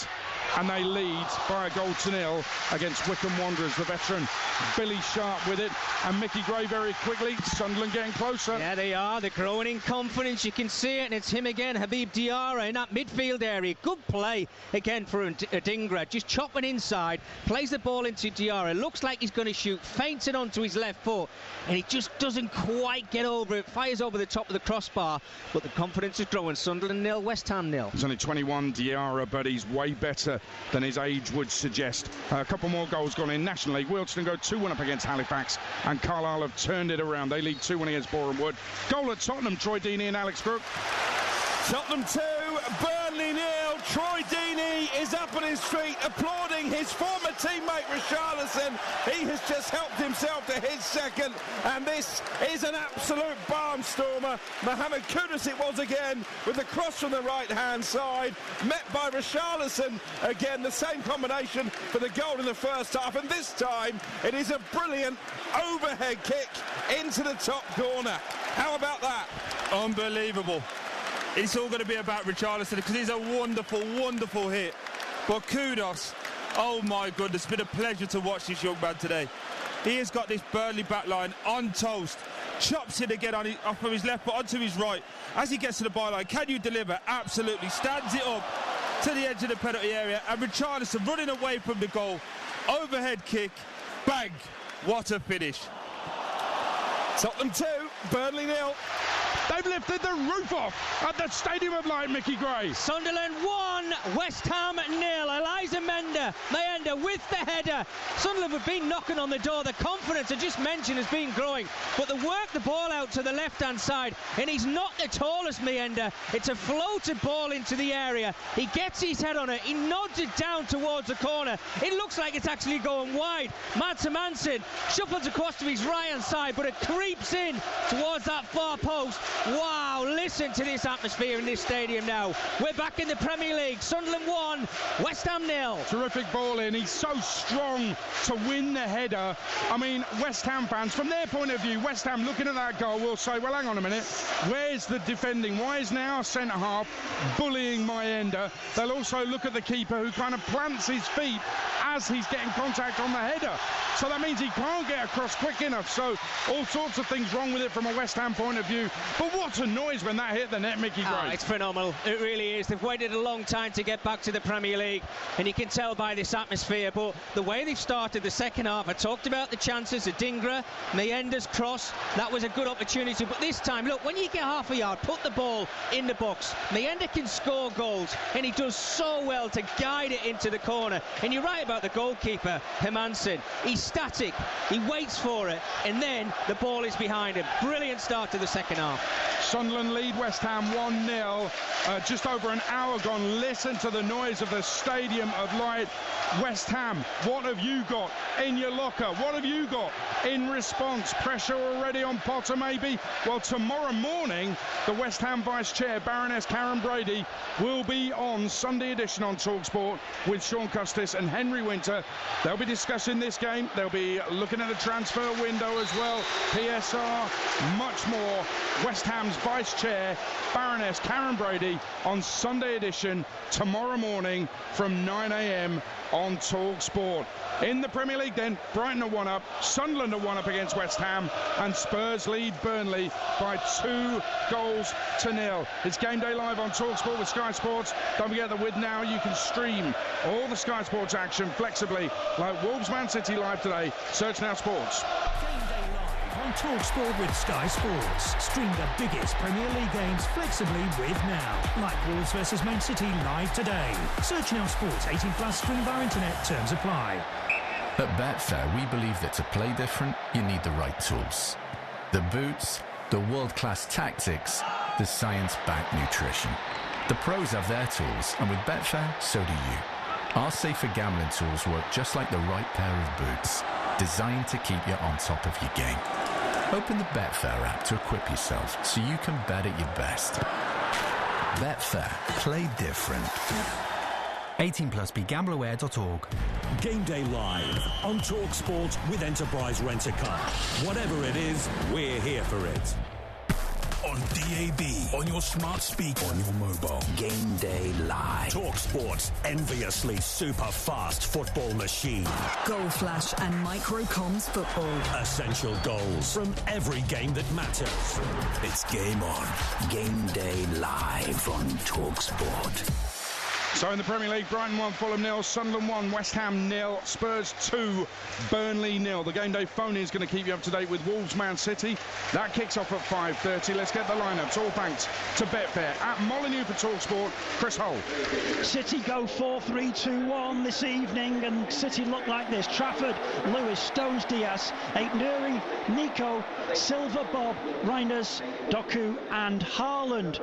For Wolves, they're going 3-4-3 today, and Wolves boss Pereira knows he needs additions quickly, and they'll be looking to get off to a fast start against Manchester City this evening at Molineux. They look like this. The Wolves side is Sarr, Hoover, Doherty, Agbadou, Totti, Wolf, Andre, Gomez, Bellegarde, Munetsi and Strand Larsen. 2 debutants in there. At Molineux, it's Wolves against City. Well, those lineups brought to you by Betfair, the official betting partner of TalkSport's Premier League coverage. All thanks to Betfair. 18+, begambleaware.org. Let me race you through some goals that have gone in. Orient pull one back with a trail 2-1 at home to Stockport. Aaron Connolly, former Brighton man, with the goal. Lincoln go 2-0 up against Plymouth. James Collins, the former Derby and Luton striker, has got his first goal of the season. Got 10 in 23 for Lincoln in the second half of last season. MK Dons 4, Cheltenham 0. Russian Hepburn Murphy with the 4th for Paul Warne's side. Aldershot went 2 down to Boston. Linnell John Lewis again with the pull one back through Hadi Gandor. 10-man. Aldershot 1, Boston United 2. Colchester take the lead at Shrewsbury 1-0. Samson Tavid with the goal. Another goal for Ruben Colwill. 3-0 Cardiff lead Rotherham in League One. Another goal at Tottenham. Troy Deeney and Alex Crook.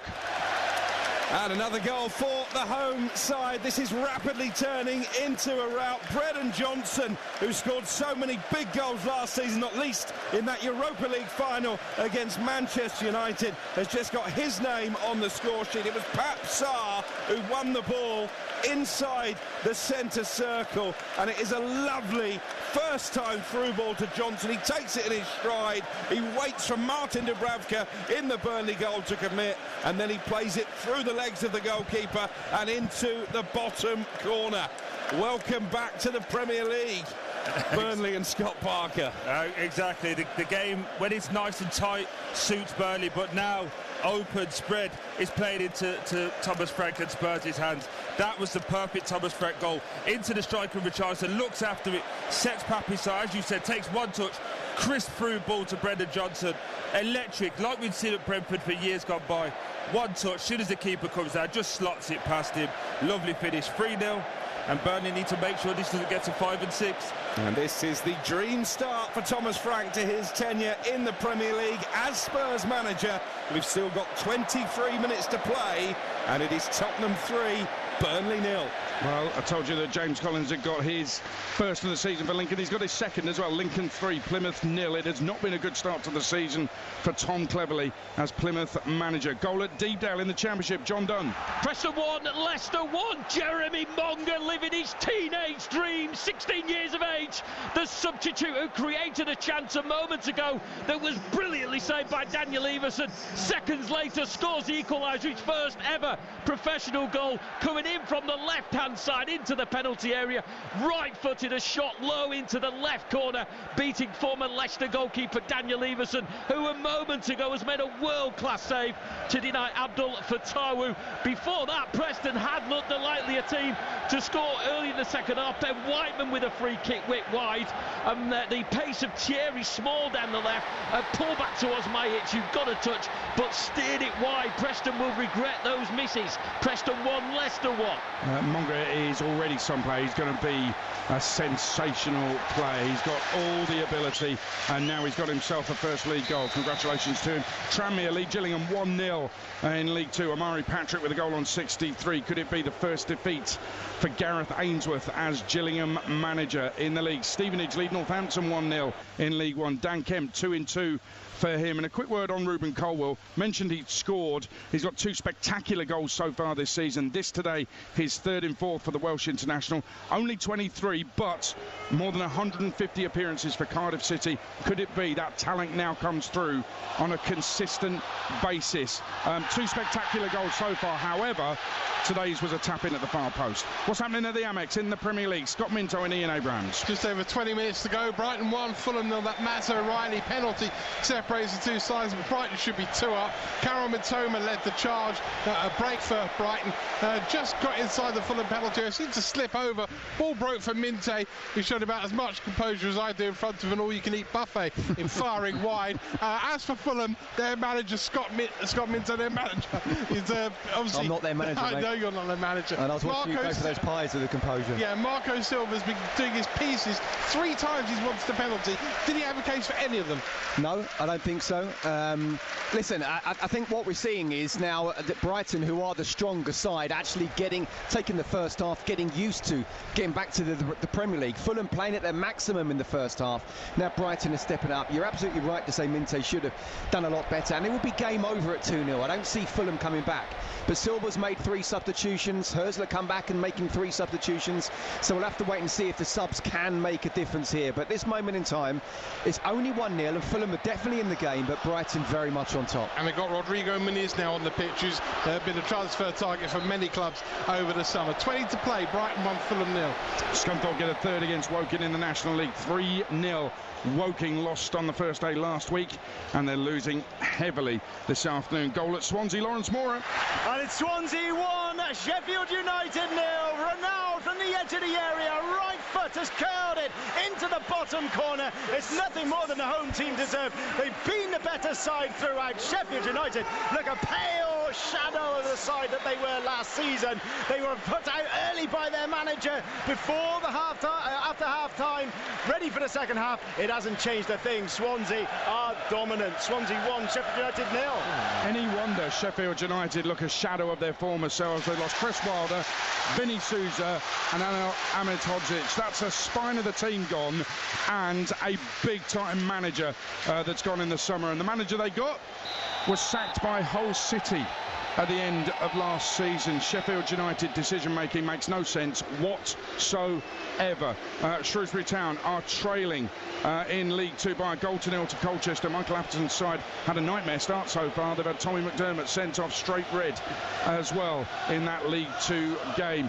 Here at the Stadium of Light, Sunderland leading. They've got a corner, Mickey Gray. Yeah, 7-2 on the clock. Sunderland still leading 1-0 against West Ham, and it is going to come into the area for Sunderland, who've been excellent in the second half. I have to say, it came to us a minute earlier, Adrian. There was a lot of jeers around this stadium because Callum Wilson had just come onto the pitch for Rodriguez, and Ward-Prowse has gone off, and Souček has come on just to try and help West Ham try and get back into this game. They've been really poor in this second half. The cross does come into the area, but it's cleared by West Ham. But Sunderland have been excellent value for their 1-goal lead at the moment. They're playing some good stuff. They're growing into the game.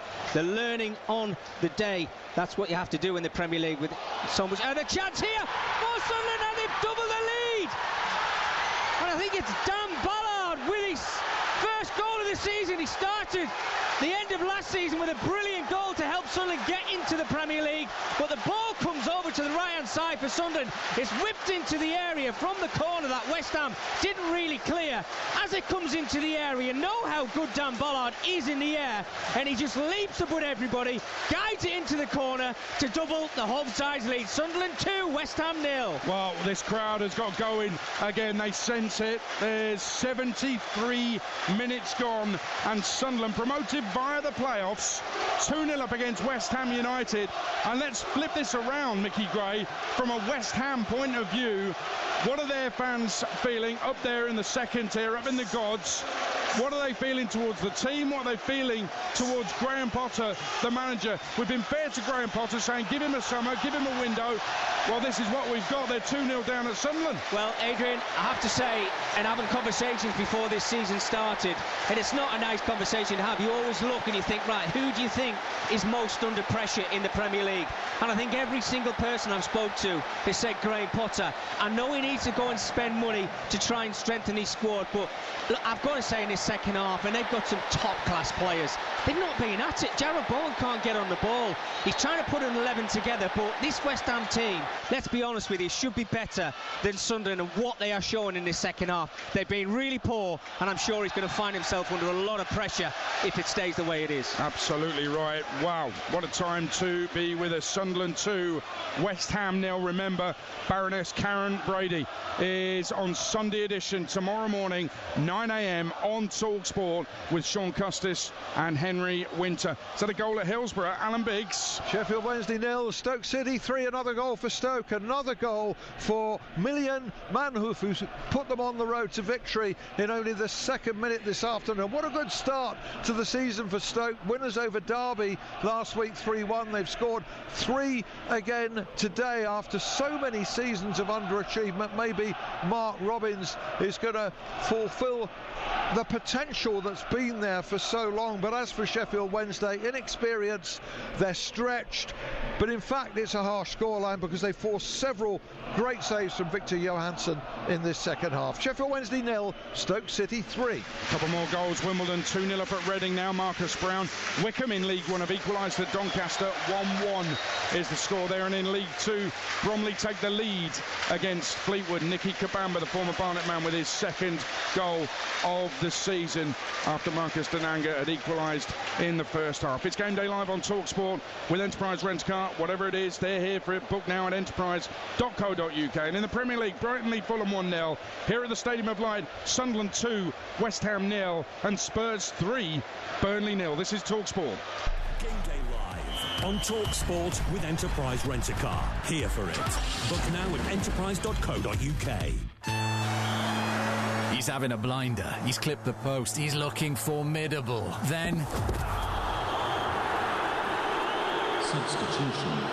His game might be over, but yours isn't. With Betfair's Safe Sub, your bet simply rolls onto the player coming on.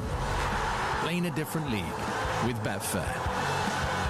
Valid on selected leagues and markets only. Applies to singles, multiples and bet builder bets on qualified player outcome selections. Does not apply to odds boost. T's and C's and exclusions apply. 18 plus gambleaware.org. Game Day Live on TalkSport with Sky Sports. Stream the biggest Premier League games flexibly with Now. Like Wolves vs Man City live today. Search Now Sports. 18 plus. Stream via internet. Terms apply. Liven up your usual mundane Monday night with some live and exclusive Premier League football. What? Just brilliant. Leeds United versus Everton. Board and busting build-up from 7. Kick-off at 8 p.m. Brilliant goal! Blow away the Monday blues with full-on football coverage exclusively on TalkSport.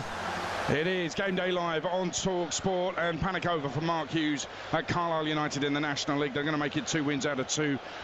Regan Linney, Altringham's top scorer, big signing for Carlisle, gets his second of the afternoon. Carlisle 3, Bournemouth 1. Let's go round the grounds in the Premier League. We'll start at the Amex. Scott Minto and Ian Abrams. 13 to go. Brighton 1, Fulham 0. Still in the balance somewhat here, although Brighton very nearly presented with a second. Really good effort from 25 yards out by Diego Gomez. It was pretty central, and it was what should have been a comfortable save for Bernd Leno. Somehow it squirmed up and over his body and was bouncing towards the line before he got hold of it, Scott Minto. Not really a moment a defender wants to see a goalkeeper having. No, definitely not. I thought you were in goal for a moment there, Moose. Honestly, he's a lucky boy. It was a well-struck shot 25 yards out, but it was pretty much straight at him.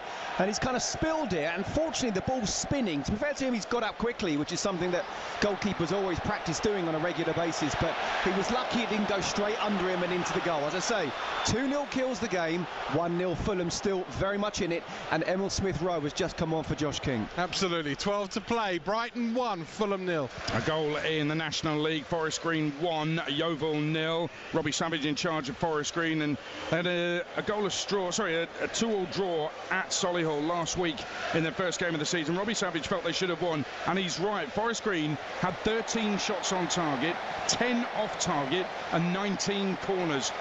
He certainly plays an attacking brand of football. They lead Yeovil by a goal to 0 this afternoon. Let's go to the Tottenham Hotspur Stadium. Troy Deeney and Alex Crook. Tottenham 3, Burnley 0. Dominic Solanke has come off the subs bench for the 2-goal Tottenham hero Richarlison, and he very nearly made it 4 a few moments ago. A shot from outside the penalty area that was fingertip past the post by Martin Dubravka in the Burnley goalkeeper. The cheers you can hear are because Mickey van der Ven has gone on one of those Beckenbauer-style runs from deep inside his own half. In the end, he's been dispossessed midway inside Burnley territory. Troy Deeney, had that effort from Solanke have gone in, Burnley in one afternoon would have conceded 25% of the total league goals they conceded in the whole of last season. And that just shows the level between the two. I think for Spurs it's been an excellent first game for Thomas Frank at home. So much for Spurs fans to get excited about. Feel good factor is back. Obviously they've won, they pushed PSG to a real close game, but Kudus has been excellent. It's been a fantastic game for them, and now they're in this wonderful position. They can start making changes and start bringing people on. It just feels like a perfect game for them. 79 minutes in, and João Pedro coming on now. I don't think I'm being too harsh, Adrian. It's the first day of the season. I think Burnley might struggle to match Southampton's point tally from last season. They are awful. Tottenham 3, Burnley 0. Yeah, let's just add a bit to that. I think most of us predicted Burnley would finish bottom. And I don't think it is necessarily the difference between the two divisions, as Troy was saying. They had a great defence last season, only conceded 16 in 46, as Alex was saying. Only lost 2 of 46 games last season, but that rock-solid defence, they've lost the centre-back CJ Egan-Riley, he's gone on a free. James Trafford has been sold as well. They've even lost their top scorer, Josh Brownhill, ran out of contract. They didn't give him a new one. So very strange goings on at Burnley in the summer after such a good season last season. It's so surprised to me they're getting battered. Right here at the Stadium of Light, Sunderland are battering West Ham, Mickey Gray. Yeah, into the last 10 minutes of the game, Sunderland 2, West Ham 0. West Ham are starting to knock on the door and push. They've had one opportunity, and it came from Malik Diouf, albeit from about 25 yards out. Good strike, but missed the target altogether. And a big cheer as Callum Wilson tries to bring the ball down in the 18-yard area, and he just continues, unfortunately for him. But Sunderland have been excellent. Value for money in the second half. They deserved the goals that they took, 2-headed goals. And I just wonder what Graham Potter is thinking now. He's looking towards his bench as I'm speaking to you right now. Maybe he's going to make 1 or 2 more changes to try and get them back in the game if they possibly can. But here's a stat for you, Adrian. The last time West Ham went a goal behind, the last time they won a game was 40 games ago. Wow. And that was against Luton. They won 3-1 in that game. So good luck to West Ham in the final 10 minutes of this game. Sunderland 2, West Ham 0. And a brief look at the stats. West Ham have dominated possession. They've had more than 60% of the possession, but they've done nothing with it. I mean, their XG is nearly half of what Sunderland's is. They've had 7 shots to Sunderland's 9. Only 2 of those have been on target. Sunderland have had 4. The basic stats tell you that West Ham just aren't doing enough with the football. Yeah, I mean, the quality in the final third, and those 2 chances when they did hit the target came in the first half, where they did dominate in the last 15 minutes. If you asked me the question, I would have said West Ham were going to go on and win this football match. But it's that half-time team talk from managers. You come out and you show exactly what you're about, and that's exactly what Sunderland have done. We talked about them growing into this game. Well, they've certainly done that, being excellent in this second 45. Yeah, Sunderland 2, West Ham 0. Problems already for Graham Potter. Stevenage go 2 up against Northampton Town. They only signed him last week, Ghassan Ahadmi, former Ipswich striker, with the second for Stevenage. Aberdeen 3 up at Morton in the Scottish League Cup. Leighton Clarkson with that one. MK Dons 5, Cheltenham 0. Aaron Nemain gets the 5th for Paul Warne's side. And just a correction on the Josh Brownhill situation. He was offered a contract at Burnley. He has chosen not to take that contract. He's chosen not to stay. It's a big player to lose from your side, the top scorer and arguably their best player from last season as well, certainly in an attacking sense. Let's go around the grounds in the Championship. Ewood Park, first of all, Matt Jones. Still Blackburn 1, Birmingham 0 here. We've actually been stopped for about 5 minutes or so for a really worrying injury for Ryan Alabiosu, the Blackburn fullback, who got clattered into on the far side of the field. The referee allowed play to go on. It looked to me like it was a head injury or maybe a shoulder injury. Eventually the game came to a stop about a minute later, and he's now being carried off on a stretcher, Alabiosu, and it doesn't look good for him. He'll be replaced by Scott Wharton, coming on to make his first appearance in the league since April 2024. Missed the entirety of last season through a serious injury. In terms of what has happened since you were last with me, Birmingham had a lot of the ball, but they've not done much with it. A lot of tenacious running from Jay Stansfield, but he hasn't had a great deal of support up there. Just the two chances, really. Tamaki shooting straight to the keeper, and Gray lashing wide from distance. There's going to be a big chunk of added on time in this one, but 9 left as things stand. Blackburn 1, Birmingham 0. National League, Southend 2, Tamworth 0 from wing back. He scored again. Gus Scott Morris, who nearly gave up football at 16 years old, had to be persuaded to carry on in the game, but he's glad he did.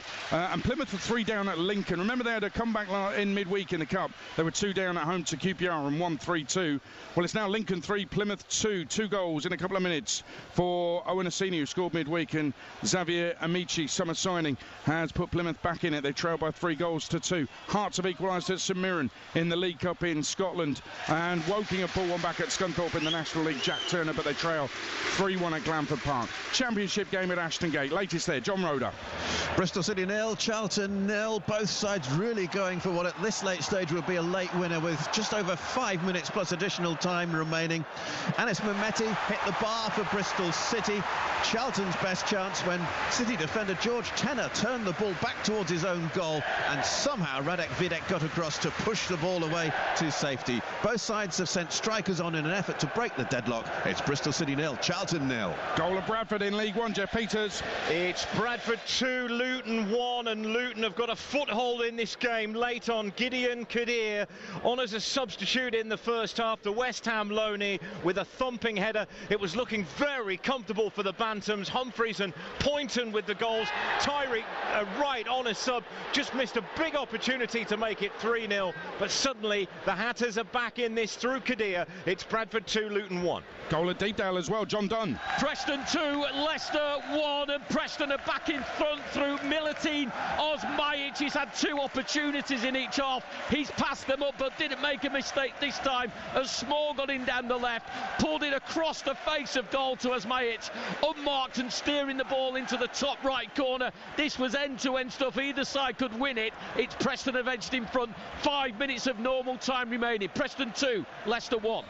Boston go 3-1 up at Aldershot in the National League. A proper non-league name has scored the goal, Greg Sloggett. Bournemouth put one back at Carlisle. They trail 3-2. Luke Norris gets his second of the afternoon, former Tranmere and Stevenage man. Let's go to the Den. Latest there, Charlotte Richardson.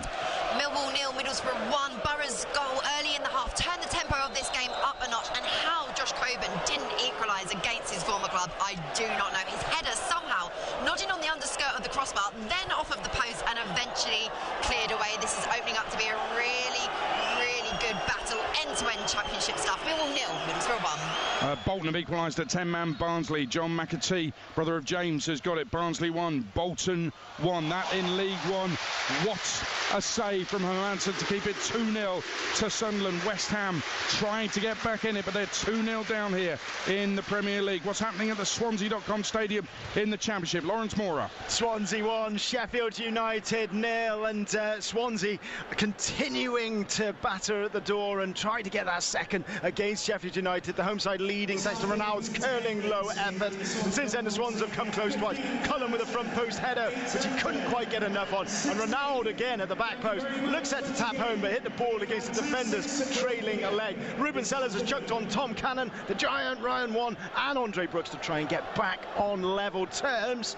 But we're into the final 10, and it remains Swansea 1, Sheffield United 0. Bit of breaking transfer news. We knew it was going to come, and it's official now. Nottingham Forest have signed the Ipswich winger Amari Hutchison. He's now officially a Nottingham Forest player. Right, let's go to Vicarage Road on TalkSport in the Championship. Tom Clayton. 84 minutes on the clock. Watford 2, QPR 1, and it's been a second half that's very much been in favour of the visitors. QPR had a couple of opportunities, especially down the right-hand side. Dembele's been an absolute live wire for them, but in the last few minutes, Watford have really started to step things back up. VAR has been an excellent substitution and really brought them back into this game, as as QPR coming down the right-hand side. It's nothing doing from that. But as it stands at the moment, Watford are going to be taking 3 points home quite happily indeed. Watford 2, QPR 1. Reading pull one back in League One at home to Wimbledon with a trail 2-1. It's the captain, Lewis Wing, who's got the goal. Reading 1, Wimbledon 2. It's Game Day live on TalkSport with Sky Sports. Don't forget that with Now, you can stream all the Sky Sports action flexibly, like Wolves Man City live today. Search Now Sports. In the Premier League then, Brighton lead 1-0 against Fulham. Sunderland here at the Stadium of Light 2-0 up against West Ham. And Spurs 3, Burnley 0. It's TalkSport. Game Day live on TalkSport with Sky Sports. Stream the biggest Premier League games flexibly with Now, like Wolves vs Man City live today. Search Now Sports, 18+, stream via internet, terms apply. He's having a blinder. He's clipped the post. He's looking formidable. Then substitution. His game might be over, but yours isn't. With Betfair's Safe Sub, your bet simply rolls onto the player coming on. Playing a different league with Betfair. Valid on selected leagues and markets only. Applies to singles, multiples and bet builder bets on qualified player outcome selections. Does not apply to odds boost. T's and C's and exclusions apply. 18+. Gambleaware.org. Game Day live on TalkSport with Enterprise Rent-A-Car. Whatever it is, we're here for it. Hate your boss. Love TalkSport. Game Day. In League One, Plymouth were 3 down, pulled it back to 3-2, but they've had Brendan Wiredu sent off. Goal at Millwall in the Championship, Charlotte Richardson. It's Millwall 0, Middlesbrough 2, all 3 points surely wrapped up for the visitors, and it's a fantastic finish from centre-back Alfie Jones. A set-piece routine, a corner delivery coming in wasn't dealt with by Millwall, and Jones has spun and struck the ball so sweetly, leaving the keeper with absolutely no chance at all. It's Millwall 0, Middlesbrough 2. I think he got an own goal in midweek, and he scored at the right end this week. Centre-back Alfie Jones. Colchester 2 up at Shrewsbury. Carice Lisby with the second for Danny Cowley's side, going to get their first win after 2 draws. And Carlisle were cruising. They were 3-1 up, and Boreham would have just equalised 3-3. Centre-half Charlie O'Connell with the third for Boreham Wood. Let's go to the Amex in the Premier League. Scott Minto and Ian Abrams. We've just got into 6 added minutes. It's Brighton 1, Fulham 0. It should be 2 for Brighton. How many times have we said that this afternoon? Gruder inside the penalty area, got the ball past Leno, but it just went past the far post. In fact, it was kept in well by Danny Welbeck, but nobody can make anything of it. And they've made a change. Matt O'Reilly's come off, and Scott, somebody played against, James Milner's just come on. Just checked his age. He's 40 in January. I mean, what a professional. I could waffle on for hours. We haven't got time about him. About even Carlo Ancelotti told me he's one of the players he would have loved to have signed when he just won the double at Chelsea. Incredible professional, and yet he needs to see the game out. Lewis Dunk had that header at the far post as well, of course. So how many times have we said, oh, as Brighton just go close again, but he was offside in the end. Honestly, they should be winning this game pretty comfortably. Brighton 1, Fulham 0. Oh my goodness, what a goal to seal it at the Stadium of Light. Mickey Gray. Sunderland 3, West Ham 0, and it's Isidore with the third goal. It's a break from Sunderland that came from a West Ham corner. They didn't track back West Ham, they win the ball back Sunderland, they break down the left hand side. Isidore, who's not been on the pitch very long, he chops inside away from Wan-Bissaka, and he just coolly slots the ball into the bottom corner past Mads Hermansen. My goodness, as opening day's goal, they don't get any better than this. Sunderland 3, West Ham 0. To be fair to West Ham, they're trying to get back in the game at the other end. They're all over the place. There are shambles at the back, and Hermansen, I mean, I can't understand what he's doing there. Look at his left arm here, Mickey Gray. It's unbelievable. I mean, it's like he doesn't know where the ball is. Yeah, it's kind of a scoop, isn't it, rather than stretching his left arm out as if he hasn't read the situation and where the ball's going to bounce in front of him. But that's just fantastic. I talked about counter-attacking football. I thought Sunderland were going to have to hang on when they got that second goal. Well, you get a chance to break forward and use the pace that you've got and your substitutes, which are going to be hugely important this season. And Isidore is one of them. 12 goals in the Championship last season.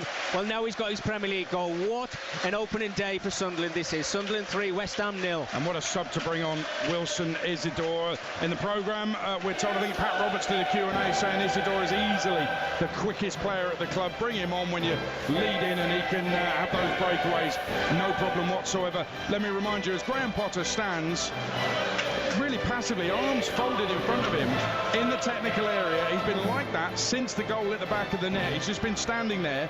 I'm not really sure what he can do, to be honest. But tomorrow morning, the West Ham Vice Chair, Baroness Karen Brady, will be on Sunday edition on TalkSport with Sean Custis and Henry Winter. That's from 9 a.m. They will be talking about this game. They'll be talking about the transfer window. They'll be talking all things West Ham United. And that is tomorrow morning from 9 on the Sunday edition on TalkSport. Is that a goal at Hillsborough, Alan Biggs? No, it's not. Sorry, at Blackburn. Let's go there, Matt Jones. It certainly is. Blackburn 1, Birmingham 1. Birmingham have equalised from the penalty spot. They were the team conceding a late equaliser from the spot last week, but nothing controversial about this penalty whatsoever. The substitute, Ethan Laird, making his way into the box. He tiptoed past 1 or 2 tackles and then was brought down.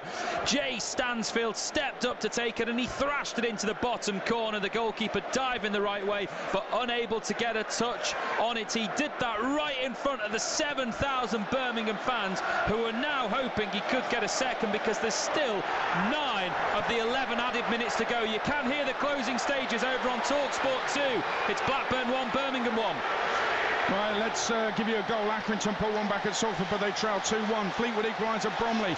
2-2, 93rd minute. James Norwood with the goal. Closing stages at Brighton, Ian Abrahams. Brighton 1, Fulham 0. We're inside the last 90 seconds of added on time. The goal was scored by Matt O'Reilly from the penalty spot after a clumsy challenge by Sander Berge on Jorginho Ruta. Brighton have had several chances since then to increase the lead, Scott Minto, but Fulham might have had just a really good opportunity. Kenny Tete over the top of the crossbar. That might be their last. Oh my goodness, and that's their best as well. I mean, how many times have we said throughout the whole of the 90 minutes Brighton should be 2-0 up, this chance and that chance and this chance?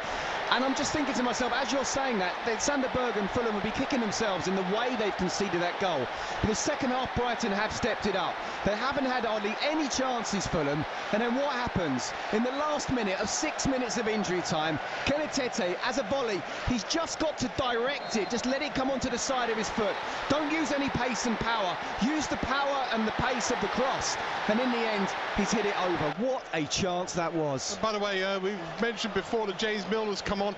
14 appearances now behind Gareth Barry at the top of the all-time list in terms of Premier League appearances. That is some performance from that individual. But taking out this game, Brighton look like they're going to win it now. We're into the last few seconds. Fulham, what would you take out of you, Fulham? No, I think there's a lot to take out for Fulham. We talked again at the top of the show about how they haven't made any real signings. Smith Rowe with a shot just wide. My goodness me, and they're coming on close now. And this game should have been dead and buried for Brighton, but 2 chances now in the last couple of minutes of injury time. Fabian Hurstler's going absolutely mad on the bench. So is Marco Silva. This corner for Fulham will surely be their last chance. Played in by Harry Wilson from this near side. Everybody but Bernd Leno is either in the penalty area or just outside it. And it's been backed in. Oh, goodness gracious me. Muniz has done it. And the far post. He's been tracked all summer by lots and lots of clubs. And Brighton, who've had lots and lots of chances, have been undone by a corner that got right to the far post. And I think, and I have to look at it a second time, he's stolen in completely unmarked to put it past Bart Verbruggen. And I tell you what, Fabian Hurstler is going to be fuming about that. Well, he was going mad just before the corner. He knows his team should have been 2, 3, maybe even 4-0 up with the chances they've had in the second half. And just in the last few minutes, Fulham have really stepped it up. Had a chance that led to the corner, and it's a flick on. It's a really good ball in, you have to say. There's a flick on. He's lost his marker at the far post. He's done really well because it's coming in quickly. His first touch is good on his chest, and it's allowed him to take the second touch early on the left foot, which means that no Brighton defender can get close to him. They tried to. They've got numbers back. But no, great strike. Wilson's corner actually flicked off of Lewis Dunk, and there was Benitez. The celebration, by the way, on the Fulham bench right in front of us You'd have thought Marco Silva's team had just won the Premier League, not just got a point in the Premier League, but surely there won't be much time now that Sam Barrett adds on. He's got the all clear from probably VAR. it, Moose. That's probably it. I mean, we're in the 98th minute now, and there's only meant to be 6 minutes of injury time. Absolutely. Brighton 1, Fulham 1. The Brighton goal, remember, here on TalkSport, scored much earlier in the afternoon by Matt O'Reilly from the penalty spot. Rodrigo Muniz with that equaliser. Have Brighton got enough time to pump the ball forward through Bart Bruggen? They have, just towards the edge of the Fulham penalty area. But there goes the final whistle. Late drama in Sussex, where it's finished at the Amex, not in a Brighton victory. Brighton 1, Fulham 1.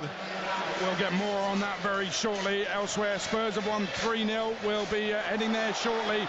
Sunderland have also won 3-0. Party time for the Mackhams. Mickey Gray. Well, as first days of the season go, this is the perfect one. It's finished at the Stadium of Light. Sunderland 3, West Ham 0, and all 3 goals came in the second half. The first on 60 minutes from Eliza Mayenda, a wonderful header after Omar Alderete, who was a substitute in the second half, found himself free on the left-hand side. He whipped the ball into the area. There was a wonderful header by Mayenda to give Sunderland the lead. Then on 73, it was Dan Ballard after good play from Madinga from the right-hand side. He whipped the ball into the area, and Ballard's header guided it into the corner to double the home side's lead. We thought the scoring was finished, but on 91 minutes, Wilson Isidore gets his first Premier League goal of the season.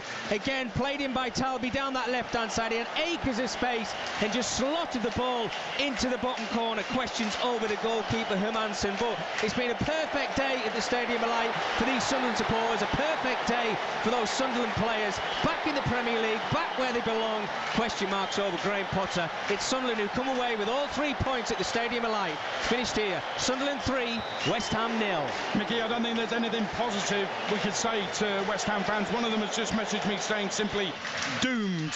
I think they already believe they're going to be going down. Well, they've got problems, Adrian. I think they've got to hurry up and get into that transfer market and bring in fresh faces, because in that second half they ran out of ideas. I talked about the quality that they have got. Callum Wilson coming off the bench, Thomas Souček coming off the bench, but Jarrod Bowen for me, who I think is a wonderful player. He was just starved of service, trying to do everything on his own. Paqueta ran out of ideas, so I think they have got major problems. Defensively, they looked all over the place in that second 45 minutes, and I'm sure the questions are going to be asked to Graham Potter when this game's finished.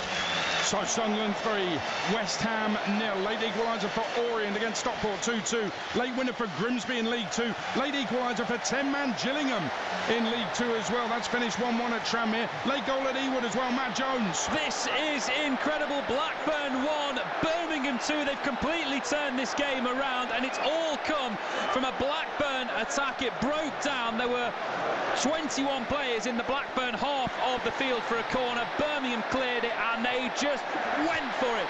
Damari Gray carrying the ball down the right-hand side. He squeezed round his man and then put a cross in towards the 6-yard box, where it was poked home by Lyndon Dykes in front of the Birmingham fans, who are going absolutely nuts. That converted in the 98th minute. There is still time for more action here. Still 3 minutes of added time to go. You can hear that on TalkSport 2.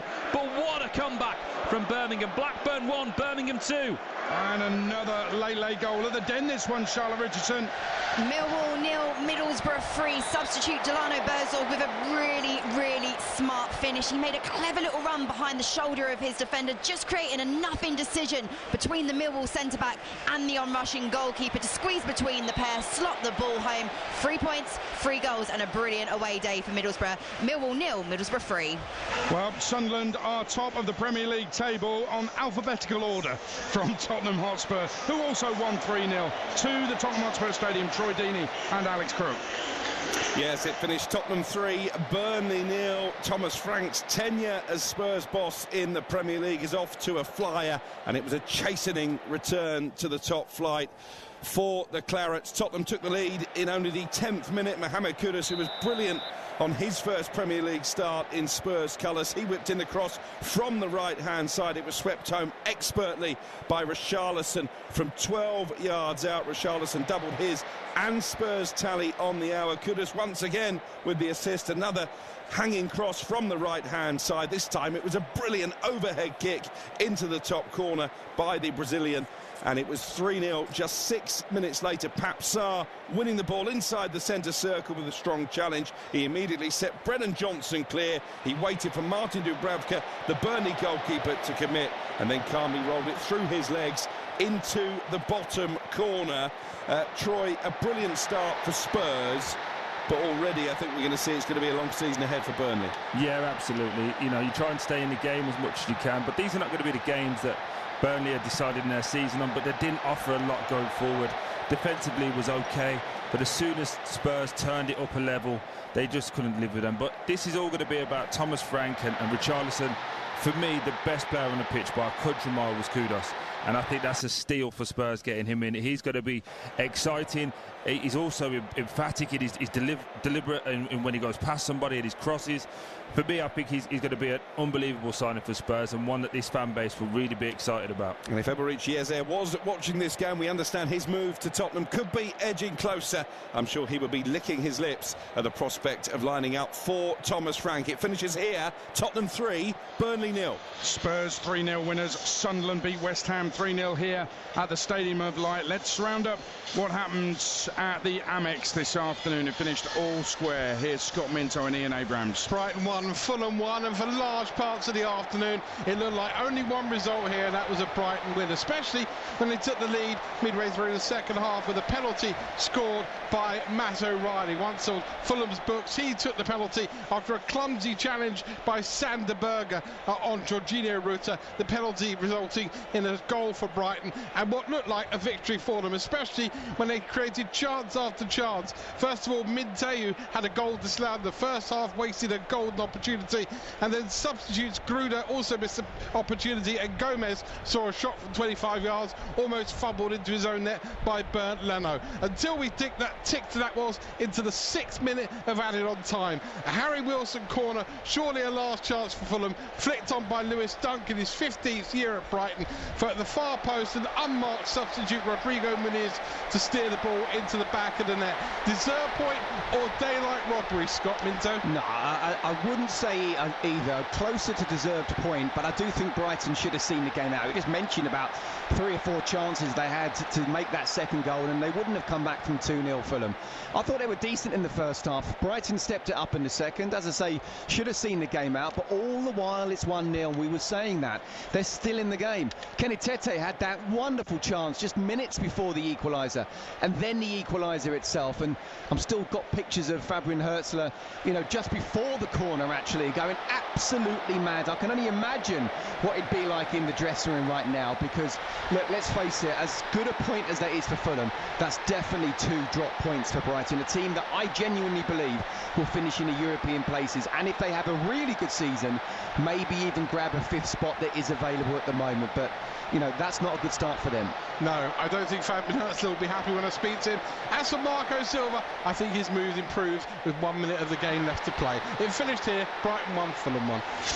So all square, Brighton 1, Fulham 1. All the classifieds are coming up very, very shortly. But let's go round the grounds in the Championship full times. First of all, the whistle's only just gone at Ewood Park. Talk Sports, Matt Jones. It has indeed. 12.5 minutes of added on time in this second half. An incredible drama in it as well, as Blackburn 1, Birmingham 2 was the final score. Birmingham coming from behind in injury time to grab the 3 points. This game really burst into life in the second half. The first was pretty poor, but with 50 minutes on the clock, Todd Cantwell smashed into the far corner from the edge of the area to hand Blackburn the lead. And to be honest, that's the way it looked like it was going to finish until Birmingham were awarded a penalty in the 88th minute. Laird, the half-time substitute, going down in the box. No doubt that he was tripped. A couple of minutes later, Jay Stansfield stepped up in front of the 7,000 Birmingham travelling fans and smashed into the bottom corner. He's now scored 3 in 3 this season.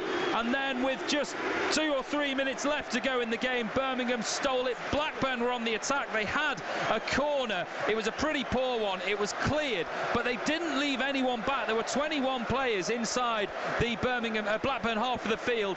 Birmingham counter-attacked with the pace of Damari Gray, and managing to keep up with him somehow was Lyndon Dykes, and when Gray's cross came into the box, Dykes was there to prod it home past Balaz Toth. An incredible result for Birmingham, their first win of the championship season, but for Blackburn it's now 3 defeats in 3, and they are having tough times at the start of the campaign. Blackburn 1, Birmingham 2.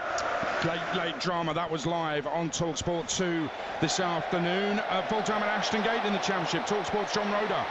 Bristol City 0, Charlton Athletic 0. A very entertaining goalless draw with both teams going all out for what would be the only goal that would win it the longer the game went on. Best chances all came in the second half. Anis Mehmeti hitting the bar from an angle 8 yards out after a shot was blocked and it fell to him. He had to take his shot quickly and it smacked against the frame of the goal. As for Charlton, well, they put in an excellent cross from the right and looked as though it could be an own goal from George Tanner, the Bristol City defender. He touched it back towards his own goal, but somehow Radek Vitek in the Bristol City goal was able to push it onto the post. Both managers sent on fresh strikers near the end in an effort to get the winner, but it wasn't to come. Charlton looking good following their promotion from League One last season. It's finished Bristol City 0, Charlton 0. It's all over at the Den in the championship. TalkSport, Charlotte Richardson.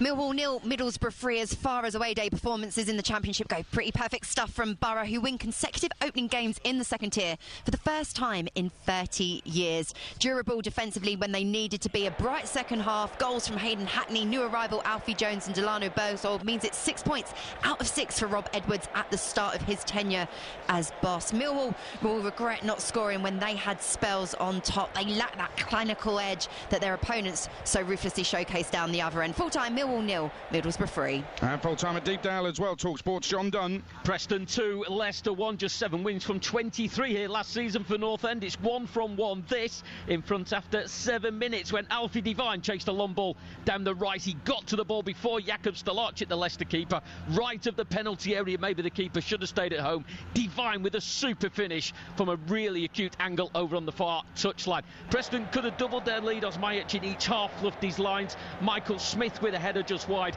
and Ben Whiteman whipping a free kick that wasn't far off as well. Come the hour mark, Jeremy Monga, 16 years of age, was introduced for Leicester. He whipped them into shape. He was involved in a move that saw Daniel Everson pull off an unbelievable save to deny Abdul Fatawu. And moments later, Monga, who turned 16 just a month ago, stepped in the left-hand side of the penalty area, right-footed, a slight deflection, but a first goal, a professional goal for the 16-year-old. Jordan Ayew hit the post for Leicester as both sides went in search of a winner. That winner came 5 minutes from time. Osmajic, who missed the earlier chances, stayed home after pacey Thierry Small got down the left-hand side, and Osmajic nearly wrapped things up and put the icing on the cake, 1-on-1, but that was saved by Stolacic. Full-time at Deepdale, Preston 2, Leicester 1.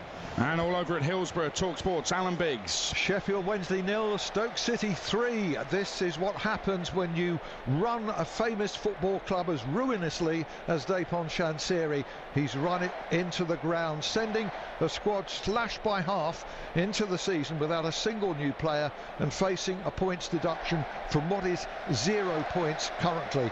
Chansiri out chants the soundtrack to a game preceded by a protest march, but that's none of Stoke City's concern. A job well done with maximum economy by Mark Robins' side. Goals at the start of each half from Millian Manhoof, who later got a second, and Divine Mubama, and 2 of those goals set up by Sorba Thomas. A standout signing on this performance, as is Mubama with his second goal already. OK, the scoreline's certainly harsh on a spirited Wednesday who forced some excellent saves from Victor Johansson. The players actually applauded off at the end. Imagine that after a 3-0 home defeat, but rightly so. Surely the owner has to listen and he has to sell. Sheffield Wednesday 0, Stoke City 3. And what is going on with football in Sheffield? Wednesday have got problems, so too have Sheffield United. All over at Swansea, Lawrence Mora. It finished Swansea 1, Sheffield United 0. Alan Sheehan Swans up and running with their first championship win of the season, but after being within 1 game of the Premier League, Sheffield United have lost each of their opening 3 games of the season. Brazilian Ronaldo curled the winner in from the edge of the area on 66 minutes. The Swans were good value. Indeed, they should have won it by more if Cullen, Ronaldo and Timon had all taken their chances. Last Saturday, Blades manager Ruben Sellers kept his his side out on the pitch for a public telling off after being beaten 4-1 by Bristol City. Today he sent the team out early for the second half. Look, it didn't change a thing. They look a pale shadow of last season's team. Gustavo Hamer seemed to be arguing with the away fans at the final whistle. He was pretty much invisible today. Next weekend's home game becomes a huge focus for Sellers, even at this early stage of the season. It finished here in Abertary. Swansea 1, Sheffield United 0. And all over at Vicarage Road, TalkSport's Tom Clayton. Watford 2, QPR 1, a game that was settled in the first half with 2 goals in as many minutes for Lucas Kiramgo. Both came on the break, the first from the left as Iran Kuda found space. He went square across the box, and the Danish under-21 international finished from close range. The second from the right as Imran Louza hung a sumptuous ball to the back post, and Kiramgo nodded in once again with the keeper in no man's land to complete his brace. Now QPR did pull one back with a firebolt from Kieran Morgan on the stroke of half-time. After the break, the visitors were well in control, but shots from Ilias Chair and Sam Field couldn't restore parity. Watford's win was soured at the end, though, with a red card in added time for Imran Louza, who kicked out unnecessarily at a defender and was sent for an early bath. Watford do something they've only done once since February, and that's scored twice in one game. They get the 3 points. It's Paolo Pezzolano's first win in English football. The home fans taking in a lap of honour at the end after a deserved battling win. But QPR have felt they deserve more today. But it's now 6 games in a row without a clean sheet for them. Full time at Vicarage Road, Watford 2, QPR 1. And what a good start to the season in League One for Bradford. They won again. Jeff.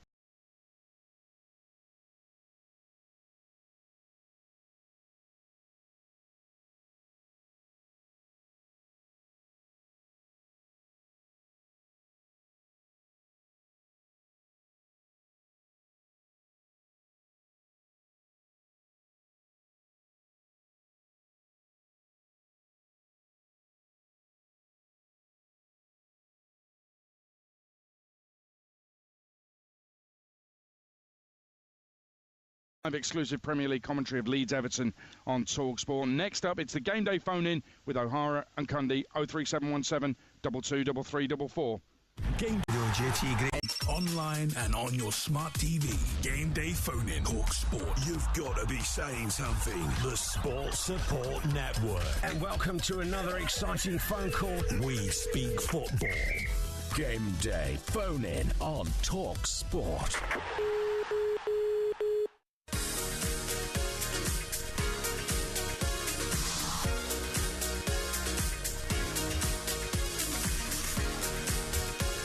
Yeah, good evening and welcome to the Game Day Phone-In on TalkSport. We are back. I'm your host, Jamie O'Hara, and alongside me, as always, Jason Cundy. This show is by the fans, for the fans. So get ringing right now, 03717 223344. Dream return to the Premier League for Sunderland, 3-0 against pathetic West Ham. Hammers fans, what is going on under Graham Potter? Could you sack him? 03717 223344. Tottenham start with a 3-0 win over Burnley. Richarlison, oh, wow, he's like Haaland out there today. Fulham rescue a point. Loads to go at. We'll talk EFL as well. Wrexham had a bit of a rude awakening. Haven't got a result. Ryan Mason flying. We're going to keep you right across the first Saturday 5:30 game of the season as well. Wolves v Manchester City. Watching for TalkSport, Chris Hull. Yes, Jamie, nearly 3 minutes gone. Wolves 0, City 0. Poignantly and emotionally, Molineux United in tribute to former Wolves man Diego Jota and his younger brother Andre Silva. Immediately before this game, a big screen tribute, a brilliant minute applause, and also a huge tifo to Diego Jota, and his image was revealed in front of the South Bank during the player handshakes. Jota had a wonderful 3-year spell here at the Black Country, and the tifo was produced by Wolves fans' donations. Early City pressure, but it's still Wolves 0, City 0. OK, thanks, Chris. We'll keep you up to date throughout the show. You know what to do. Pick up the phone, though. You want to have your say on today's performances. 03717 223344. Right, Cundy. Hello, matey. How are you? We're here again. I'm very well, bud. Premier League is back. A brilliant game last night. What an introduction. And we've not been disappointed today. Maybe the Villa Newcastle game wasn't quite it wasn't quite what we wanted. But Spurs, excellent. Mighty Spurs. Mighty Spurs. Spurs are back, mate. Spurs were really good today. Richarlison, by the way, honestly, his hold-up play, he was good midweek against PC. His hold-up play, his link-up play, his finishing tonight was on point. It's the best performance I've seen in the white shirt. Yeah, I know. For him. Yeah. It's the best I've seen. I agree. Might he be a little bit of a surprise package? Well, let's hope for so. Spurs? Let's hope so. He's got to do it consistently, right? He can. That's you know, always, he's an international football player. He played for Brazil, so you know he's no mug, but he has been poor in a Spurs shirt. He's not delivered. He's not delivered. But you know, last couple of games, PSG, I thought he'd done well in a tough game.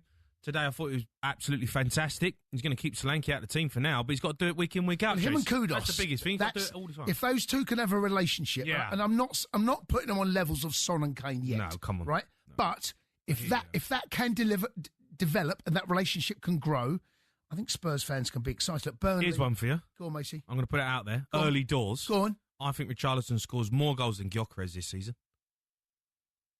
Wow. You've gone there. Yeah. You've done it. Yeah. You said it. Go in there. You've gone there. There's no going there. You've done it. You've gone there. He's gone there. I think Richarlison is going to do business this year. Well, what I've seen, he looks hungry, he looks fit. There is definitely... He looks like he's got a point to prove. Do you know what? The thing with Richarlison is, we know there's a player in there, but there's a little bit of that, you know, the chicken or the pigeon or whatever he decides to do. Cut all that garbage out, right? What do you mean? It's not garbage, it's a celebration. Mate, come on, right? Stick to what... You can't be doing that.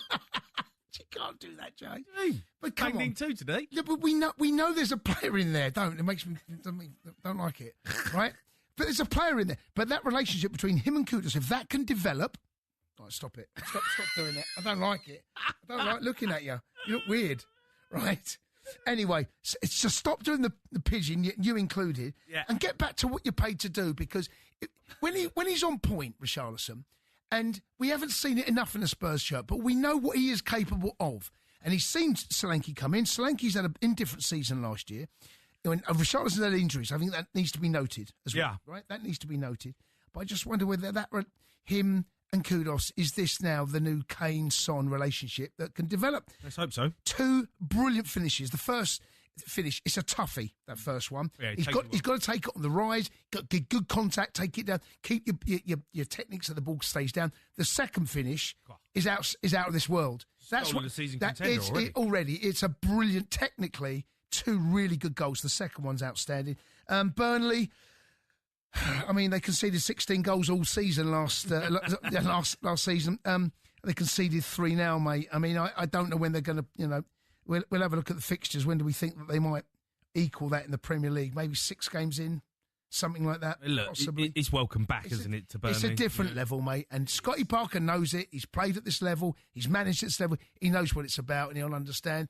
And I don't think you'll judge Burnley on today, because Spurs were good. Spurs were really good. They comfortably beat them, Yeah. Got to talk about West Ham. Absolutely pathetic from them. Been saying it. They're in big trouble, West Ham. Dear. And you know what? I thought first game of the season, let's see what they're about. They're going to play Sunderland away.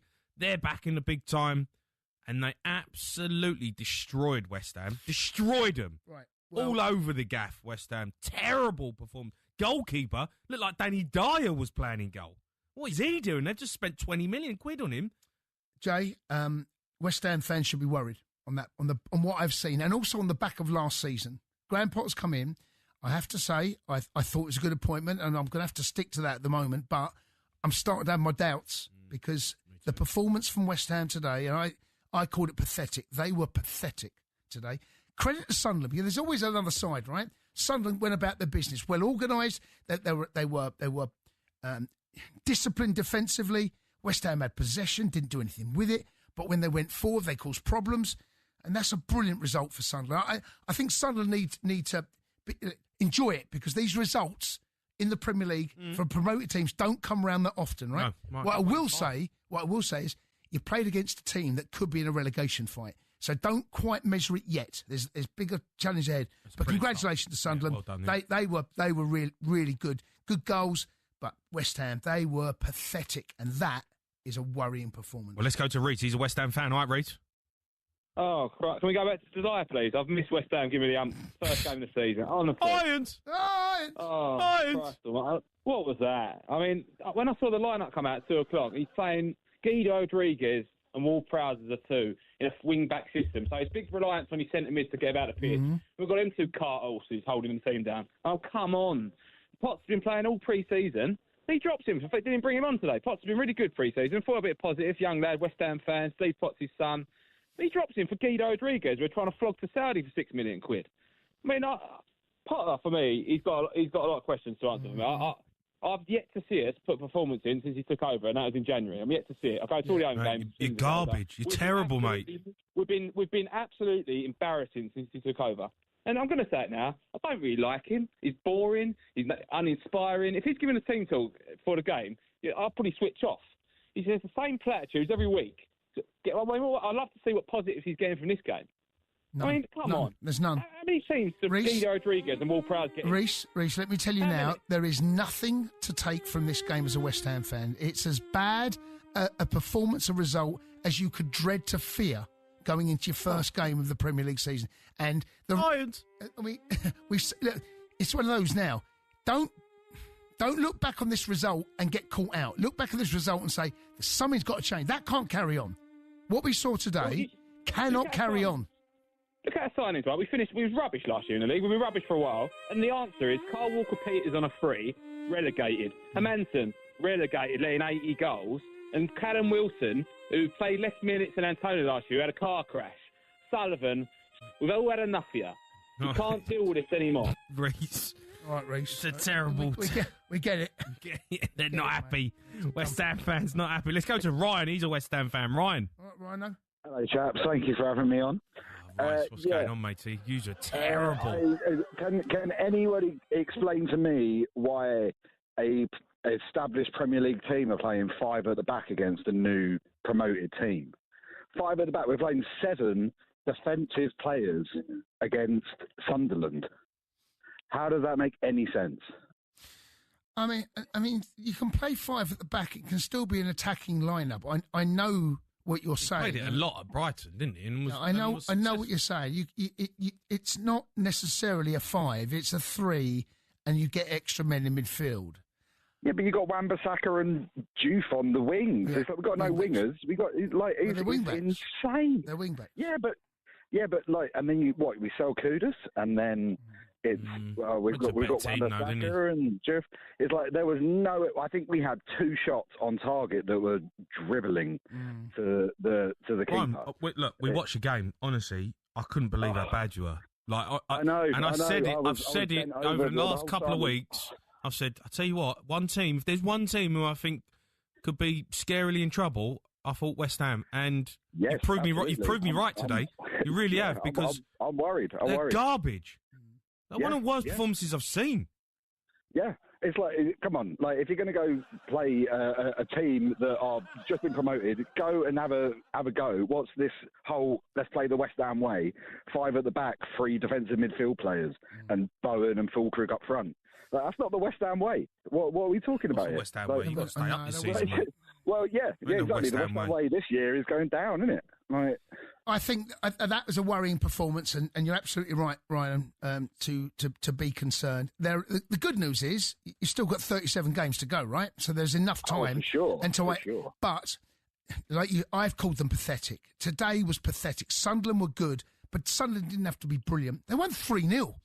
3-0. A promoted team via the playoffs. I mean, I would love to know, right? 3-0, and 2 of the goals were headers, and we're playing 3 centre-backs. I would love to know if there's a stat out there, right? For a team that's been promoted via the playoffs, in their first game in the Premier League, what's the biggest win? I guarantee you that performance and result today, I guarantee it's not too far off it. Because promoted teams to the playoffs do not do that to teams. An established Premier League team as well. No, and then we brought Wilson on, and that just G'd everybody up because the Sunderland fans hated him. I know. What's going on there then? So you hate him because of what he said, right? No. I like him. I don't know. The Sunderland fans hated him, and that just G'd everybody up. Oh, sorry. I know, but West Ham fans, from what I've seen on social media, some West Ham fans don't like him. He come out with a comment before he... I know. I'm going to give him a chance for sure. Okay. That's for sure. But... Right, yeah. All right, listen, Rise, top man, mate. Thank you. Thanks for phoning in. Are we going to do West Ham, the Sunderland fan? Can we get him in? Sunderland fans, 03717 22 334. Let's go to Sean. All right, Sean. All right, boys. Shawnee, how are you? All right, Shawnee. We are top of the league, so we are top of the league. Top of the league. You top? I thought Tottenham were top. Top of the league, mate. No, it's so Spursy. Second best alphabetical order, sunshine. Hold on. Let me figure out. MNOP. P. Oh, S-T-U-V-W. I couldn't wait to say the alphabet. Fair play, Shawnee, fair play. Top of the league. What a performance. Oh, brilliant, boys. Absolutely brilliant. From the start to the finish, the build-up to the game. I've got to give credit to the owner. He's come in with a plan. He says he's going to do this, and he's pre-season, he's brought this new director of football in, and we've just gone out under the radar, brought players in, and nearly everyone has been brilliant. And Xhaka. Xhaka today was excellent, I have to say. He is different to He was everybody. excellent You today. could see Yeah, I agree with that. organisation, you could see him telling people, and it's just the experience he brings to the team's unreal. The keeper, absolutely brilliant. Young Dutchman on a 5-year contract. And that Aldrete was just signed from Getafe. When he come on, he just changed the game. I think it's just something about him. He's crossed for the first goal onto my end of his head, inch perfect. He looked all right. You know, you forget. Sunderland are a big football club. Place was rocking. Stadium light. Like, I remember playing there. Unbelievable atmosphere. I tell you what, I know you've come up, but you're a big football club, and you have decent home form. You play like that every week at home. You've got a chance. We've got Burnley away next week, then we've got Brentford at home after that. So there's another possible 4 points, 7 points out the first 3 games. Do me a favour. Honestly, they've won one game. They're unbeaten after 3. I know, but they're the games, right? So today's a game. If West Ham is traditionally, for Chelsea's point of view, it's always a tricky game, right? Because maybe it's a London derby. But to take 3 points today, if they pick up 4 points in the next 2 games, it's unbelievable. That is an outstanding start to the season. Sunderland were good today. They didn't have to be brilliant. Boys. Go on. It's the relegation teams. That's the yeah, you're right. You're right. That's the teams you've got to be taking points off. Yeah. So if we take points off them 2 straight away, they're struggling. We've got 7 points. Shawnee, it's a good start, mate. Look, it's a great start for you. Shawnee, top man, mate. Thanks for phoning in. Let's get an update with Chris Hull watching Wolves v Man City. Minutes gone, Wolves 0, City 0. City have won their opening league game in 13 of the last 14 seasons, and after early City pressure, Bellegarde for Wolves doing really well down the left-hand side. His cross is almost met by Strand Larsen. Wolves have worryingly already been caught in possession in their own third numerous times in the first 15 minutes, but they haven't been punished by City yet. Wolves 0, Man City 0. Odds update on TalkSport with Betfair. Play in a different league this season with Safe Sub from Betfair. 18 plus, gambleaware.org. Right, let's get the latest odds in a 5:30 game, all thanks to Betfair.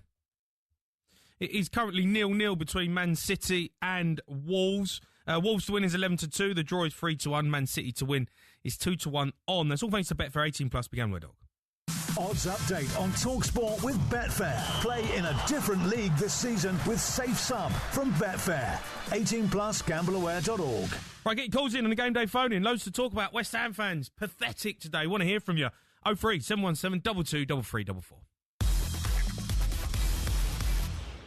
Game Day Live on TalkSport with Sky Sports. Stream the biggest Premier League games flexibly with Now. Like Wolves vs Man City live today. Search Now Sports. 18 plus, stream via internet. Terms apply. Moving in is one thing.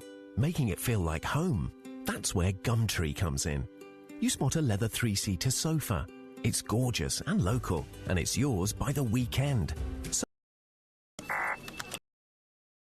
Restrictions in credit check, no such reserve. It was 3-0. Yeah, well, I know who we're playing, but they've recruited fantastically, and they are a huge club, like you've already said today.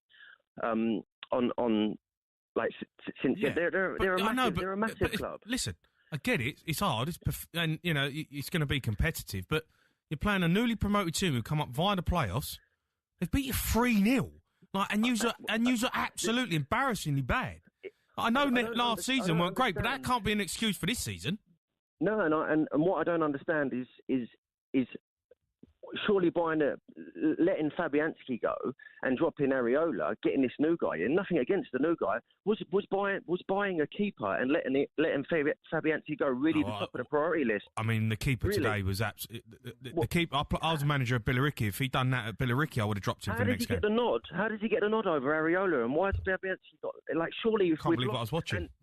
We've lost Antonio at the end of the season, surely the strike force is who we need to recruit, not a goalkeeper. No, it's nothing against him, but that's not the priority list. Surely we sell Kudos, we don't replace him with no one. How will we expect to do any better than the teams around us, i.e. the Man United and the Tottenhams that will blow us in the league? We're going to the new season. We've signed, compared to their signings, come on, guys, wake up. Who's making the signings? Is it Graham Potter or is it the board? Be interesting to hear Karen in the morning. Yeah, Lady Brady's on in, as we said, the Sean Custer's show there. But when you say there, Louis, why are you surprised? That is a shock result. That is a shock. I don't care what you say. A team coming up via the playoffs. Yeah, I understand and hear what you're saying, but come on, 3-0. And well beaten 3-0. That's a Sunderland were excellent. They didn't have to be that great, to be honest with you. This is a shot across the bows for West Ham. If you look at the recent interview with Rashford as well, he's saying about rebuilding and new managers, and they can't keep changing and they can't keep learning. And at some point, it can't keep being the manager's fault, can it? So the 11 players that get picked, it's his job that picks those 11 players, but it's those 11 players that have to make that effort on that day. Yeah, okay, but the performance, you're right, but the performance today was pathetic. So is that the players? Is that the players that haven't performed, or is that the manager? The manager's got to get the best out of the players. Yeah. That's his job. Just a Graham Potter's interview there, right? He knows what's coming. He's a big boy. He's got to put his big boy pants on and take the criticism, because there can't be too many more of those. If you put in that sort of performance before the international break every week, you'll get beat. And his job is well and truly under pressure. Simple as that. Oh, 100%. But you tell me who's on the market that's any better or is going to do any better than what Graham Potter did? There's loads of managers out there, mate. There's loads. There's loads of managers. But do you know what? You might be onto something about the rebuild. Kudos was excellent today. Wow. Yeah. So why do we sell him? Why are we selling him? Oh, there's a goal, Chris Hull. Wow. I think it's been disallowed, Jamie. It's still Wolves 0, City 0. Wonderful ball actually coming in from the right-hand side. Initially, City thought they got the danger cleared. It came back out to the right-hand side. Wonderful delivery, and unfortunately, Munetsi is just a yard offside. And it would have been the opening goal. Wolves have been really good, actually, and they've matched City stride for stride in these early stages. But the goal has been given offside, and it's still Wolves 0, City 0. Doesn't need to be offside. Brilliant defending from John Stones. Yeah, he does. He steps up, leaves him in there. Yeah, absolutely. Right, Louis, thanks for your call. It's poor day for West Ham, but delight for Sunderland. Their manager, Reggie Labrie, praised his side's togetherness.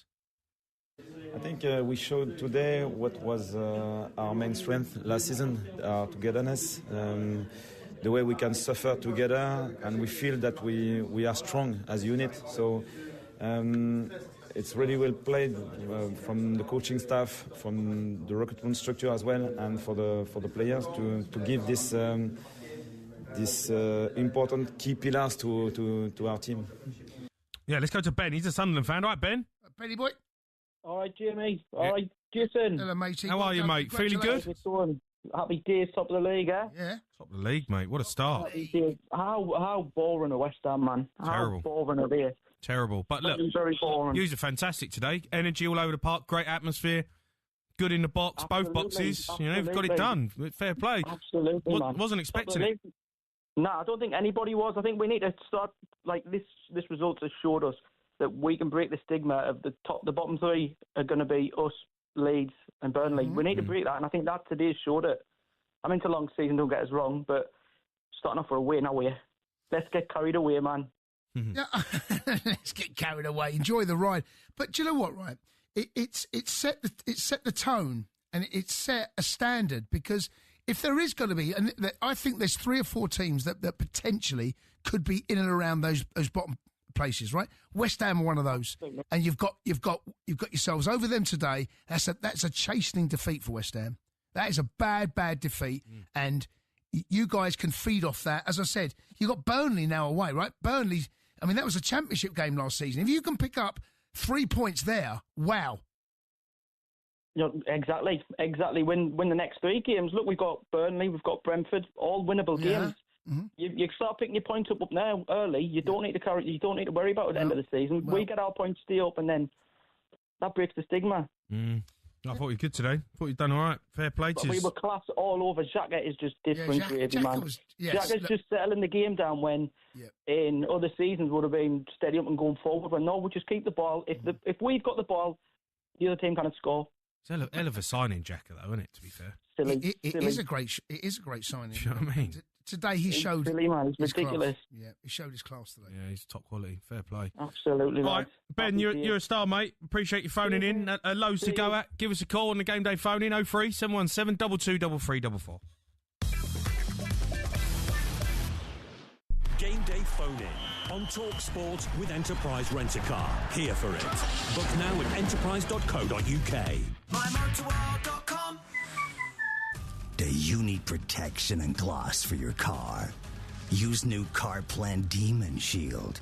Get up to 6 months of brilliance in just 10 minutes with a simple spray and wipe.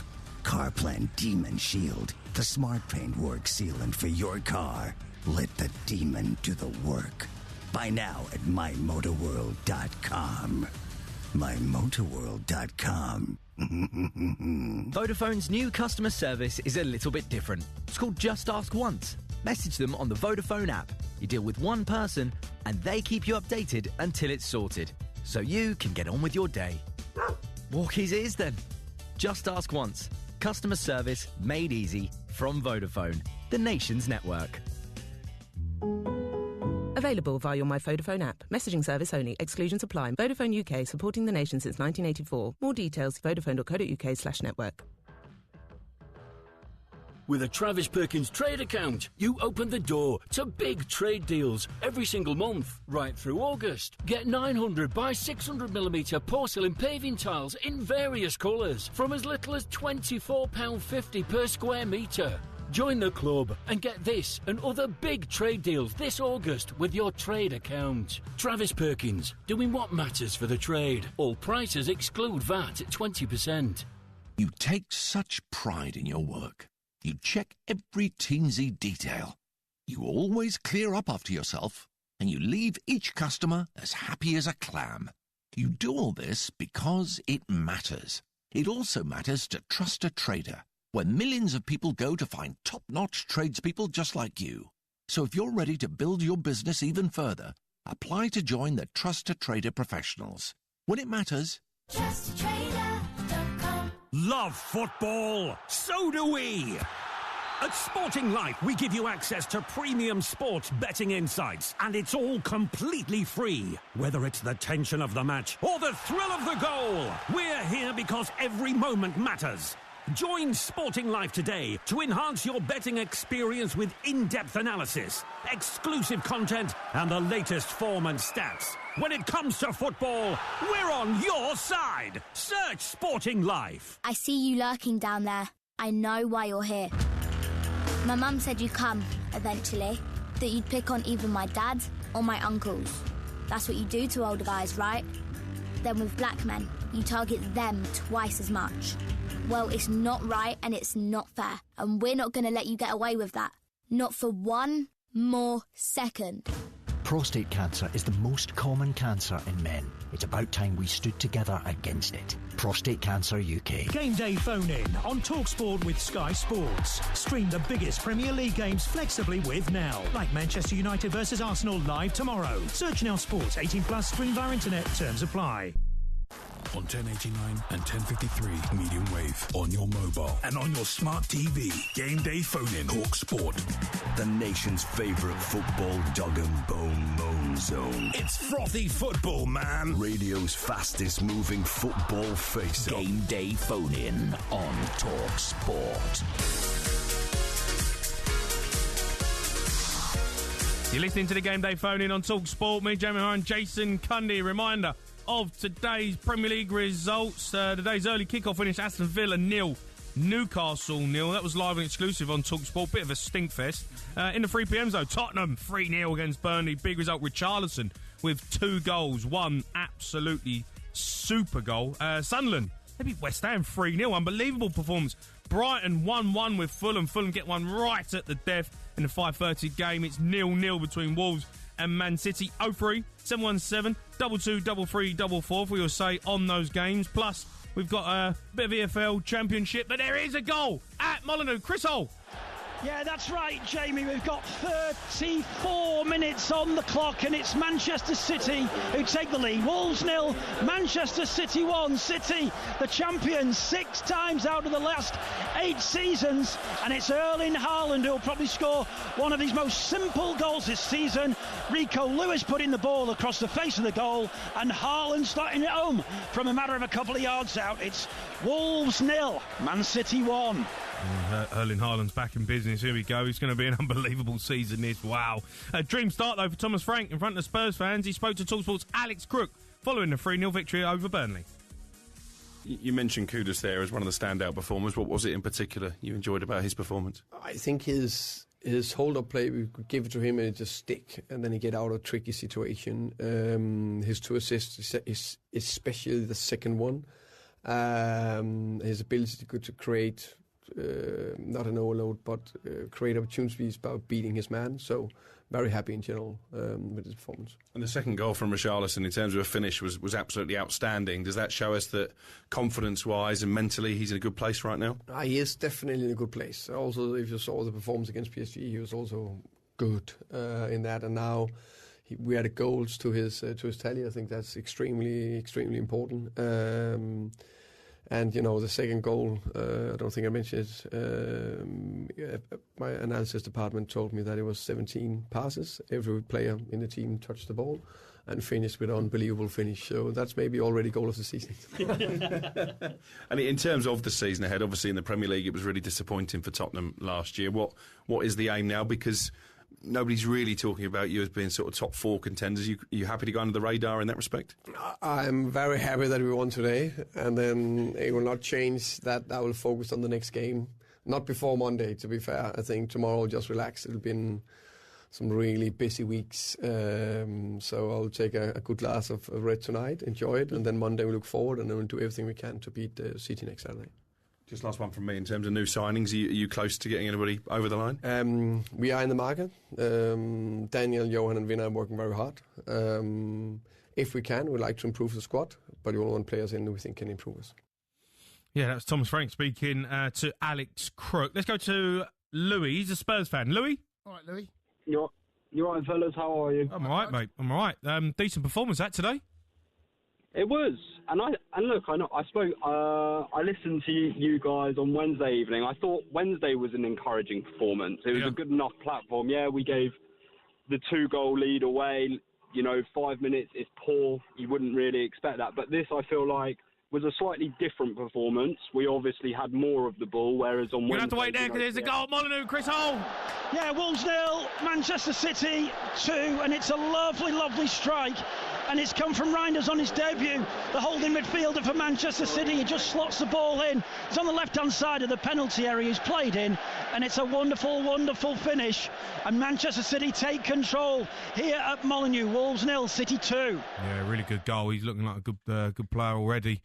Wolves, all sorts of problems. They could be another team. Do you know what, right? City haven't actually started that well. No. And they're 2-0 up. No, seriously, they've not started well. Wolves have been the better team from what I've seen. They have a 3v2. Bob just plays it in. Reinders' first touch, drills it. I just wonder whether the pass wasn't quite on point. It's given away in the middle of the park. Yeah, terrible. Bob Haaland takes a run one way. Reinders joins him.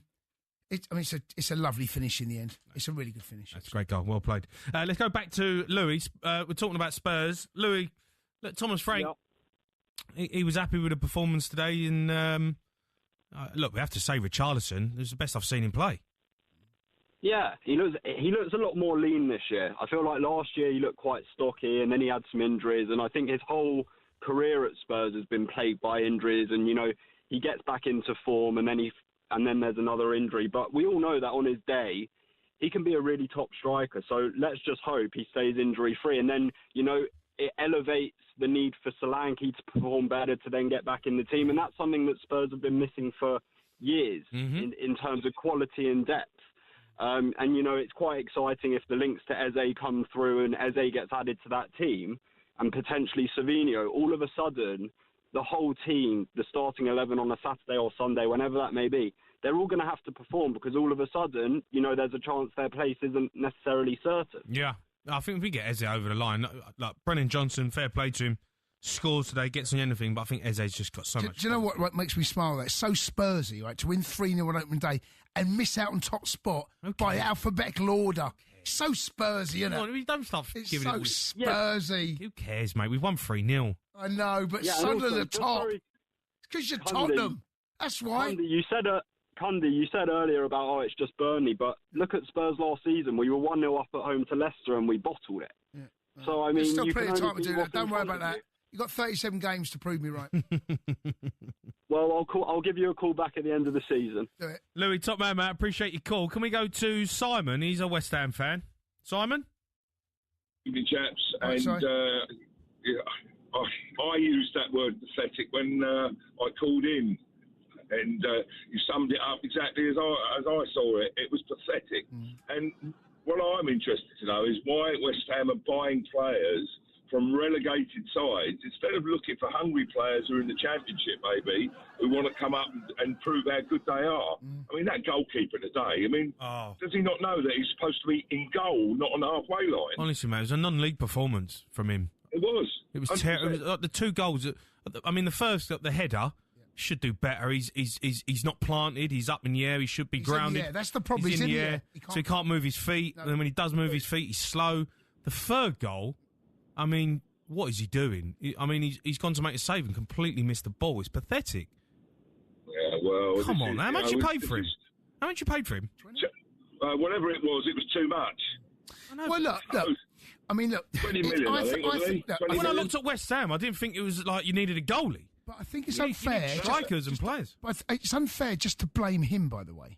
Because all over the pitch today, West Ham were pathetic right the way through. And Sunderland did not have to really get out of third gear. They were comfortable, Sunderland, and they won that at a canter.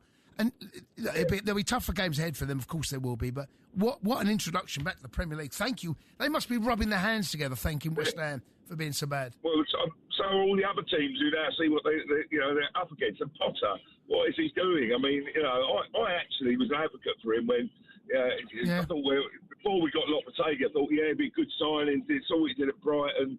Chelsea was a bit difficult for him, tough gig. But he is absolutely awful. He's clueless. What's he doing with his psychology degree he's done? He's certainly not using it on the players, is he? Anyway. Another long season. Another long season ahead. Irons. Yeah. Scott, what are you doing tonight, Scott? What are you doing? Me? Simon. Sorry, Simon. I'm currently driving back down. I'm on the A1M now. I'll tell you one thing about that ground. Great place to get away from. I was out of there in the car on the way in 5 minutes. It's because he left after 60 minutes. Well, yeah. No, you're 3-0 down. I left at full time, but it was nice atmosphere there for them. Yeah. Much better than our soulless Kazi, is what I would say. Harsh. I can't talk that about your house, mate. Everybody, it's an awful place, and we all know it's an awful place. It's not a football ground, is it? It's an athletics ground. Athletic stadium, yeah. So good luck to all these teams who've got proper stadia. They're going to do well because there's an atmosphere. You come to our place, you've already won the game. Si, top man, mate. Thanks for your call. Let's go to Scott. He's a West Ham fan as well. Scott. All right, Scotty.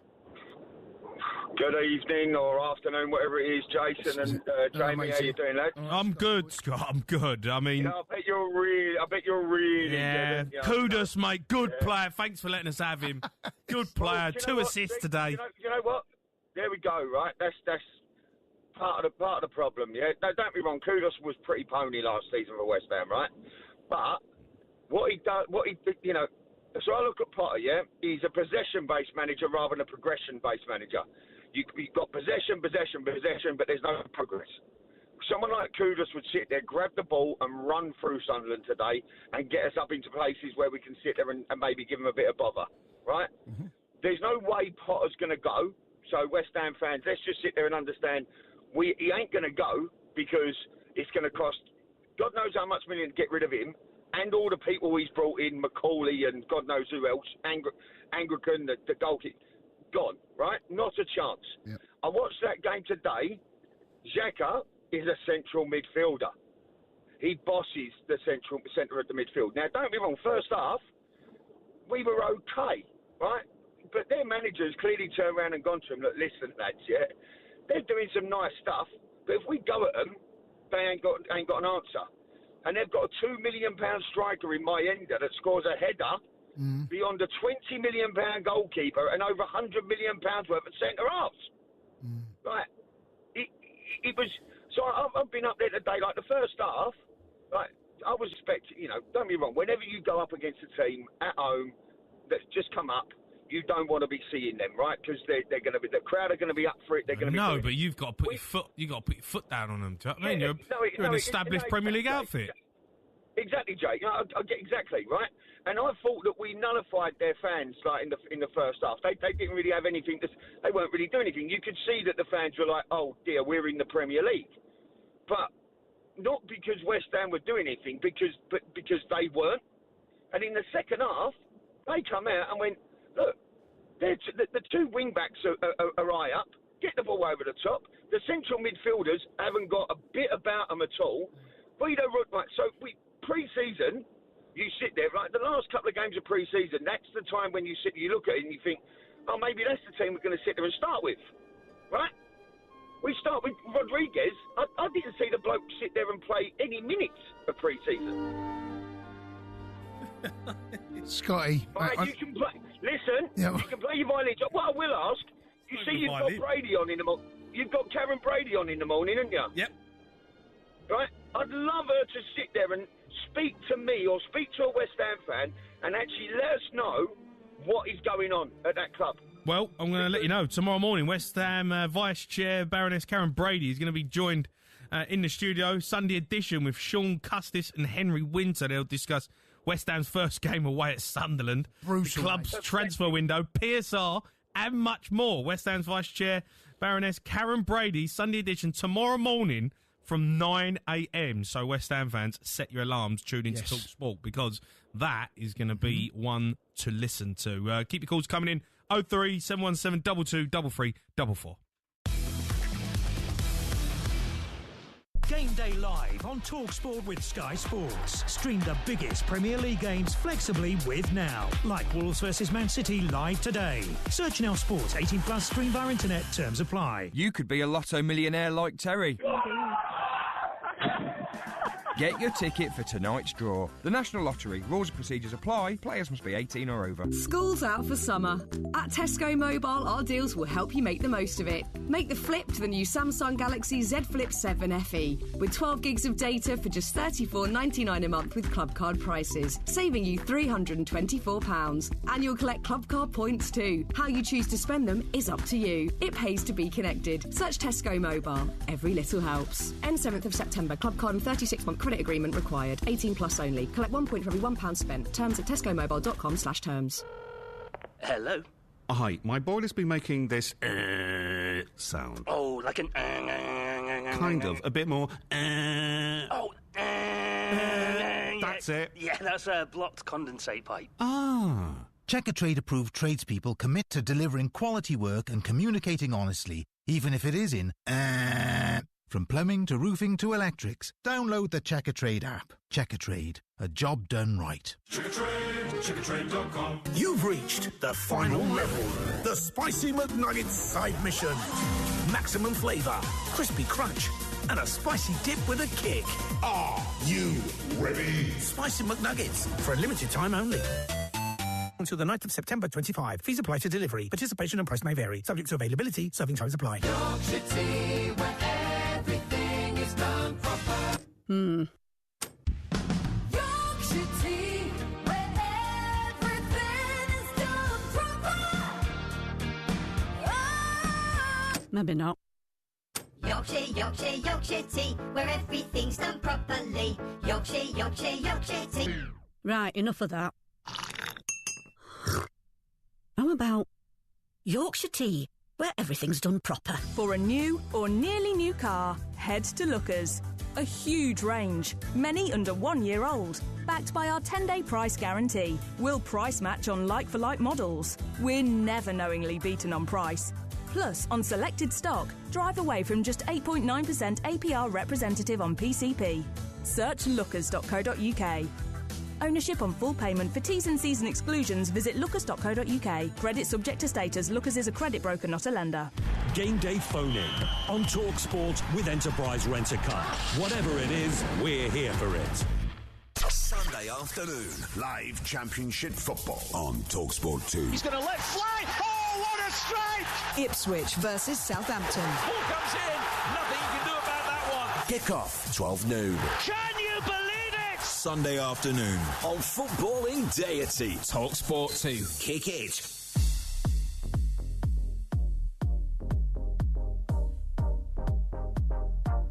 You are listening to the Game Day phone on TalkSport. Me, Jamie Horan, Jason Cundy taking your calls. Premier League action, EFL action. Have your say. 03 717 22 3344. Big win for Spurs, and Brennan Johnson followed his 18-goal haul last season when won on the opening day. He spoke to TalkSport's Alex Crook. We've got competitions that we want to go far in this season, and yeah, today's just the first day. I know it's going to be a long season. There's a lot of games, especially when we want to do as well as we can in all competitions. It's not going to be easy. We're obviously not going to win them all, so yeah, we want to win as many games as we can and win silverware. It was a great debut for Mohamed Kudus. The fans were already singing his name by the end. What will he bring to the team? I think he'll just keep bringing what everyone saw today. Unbelievable quality, strength, power, good decision making. I think he showed a bit of everything today. I'm sure he'd be a nightmare to play against, and yeah, I thought he was really impressive today. And for Richarlison as well, obviously it was an injury-affected season last year. 2 brilliant goals from him. I think he's already halfway to his Premier League tally from last year. Do you expect a big year for him? Yeah, exactly. I think ever since he's come back from pre-season, he's looked incredibly sharp, and it's been good to see. I think everyone knows there's a world-class striker in there. I think we don't have to go too far back to the World Cup where he showed on the world stage what he can do. So yeah, we've just been dying to get that form out of him, and I think today he showed every bit of quality of that. I think his work rate's unbelievable, his strength, holding the ball up, and then yeah, the finishes were incredible. Yeah, there's Brennan Johnson speaking to Alex Crick. It's half-time at Molineux. Chris Hull. Wolves 0, City 2 at the break. Erling Haaland with almost his first goal of the new campaign on 90 minutes. Bernardo Silva down the left-hand side, looping the ball into the 6-yard box. But Haaland just can't get over the ball, and his header just slides over the bar. Haaland eventually getting his opening goal of the campaign, though.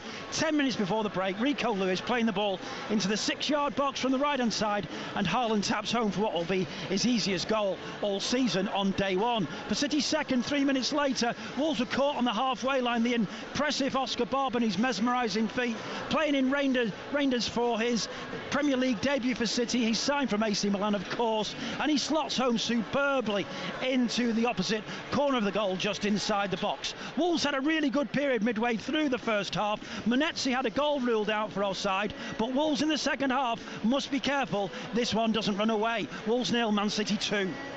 Odds update on TalkSport with Betfair. Play in a different league this season with Safe Sum from Betfair.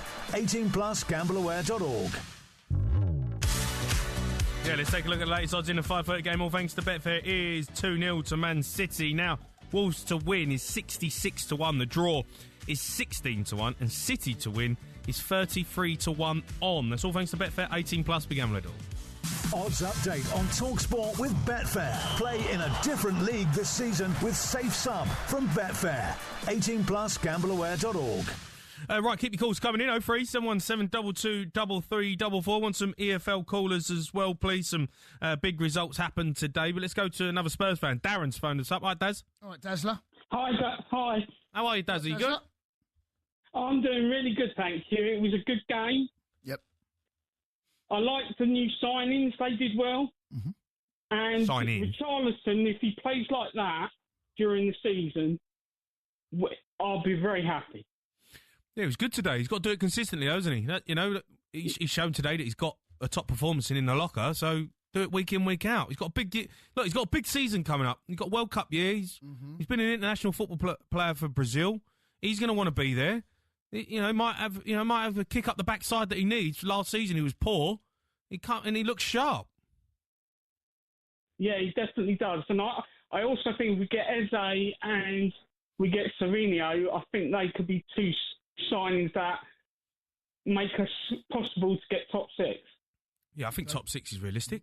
I think we go for top 6. I mean, look, set your What do you mean, Why are you erming me? Because you were the only. Don't. You were the fourth worst side in the Premier League last I know, season. mate. Come on. Yeah, I know. No, but listen, it was, listen. it is what it is. That was last season. I know, but this season, look, it's going to be You've different. asked me, and I said I think Erm's fair enough. I think Erm is fair enough. I think Erm is fair enough, mate. What What is Erm? I think, What does it mean? well, because I'm not convinced that it is on. I'm just saying, I think it's a fair response. No? I mean, what do you want me to say? It's not a no. It's not a no. It's not a yes. It's a... Should Spurs get top 6? Based on last season, no. Right? Based on last season. Based on what I've seen today against the promoted side, getting Erm again, mate. Honestly. But one thing I will say is that Richarlison now, the last 2 games I've seen him play, there is a different attitude, a different presence about him.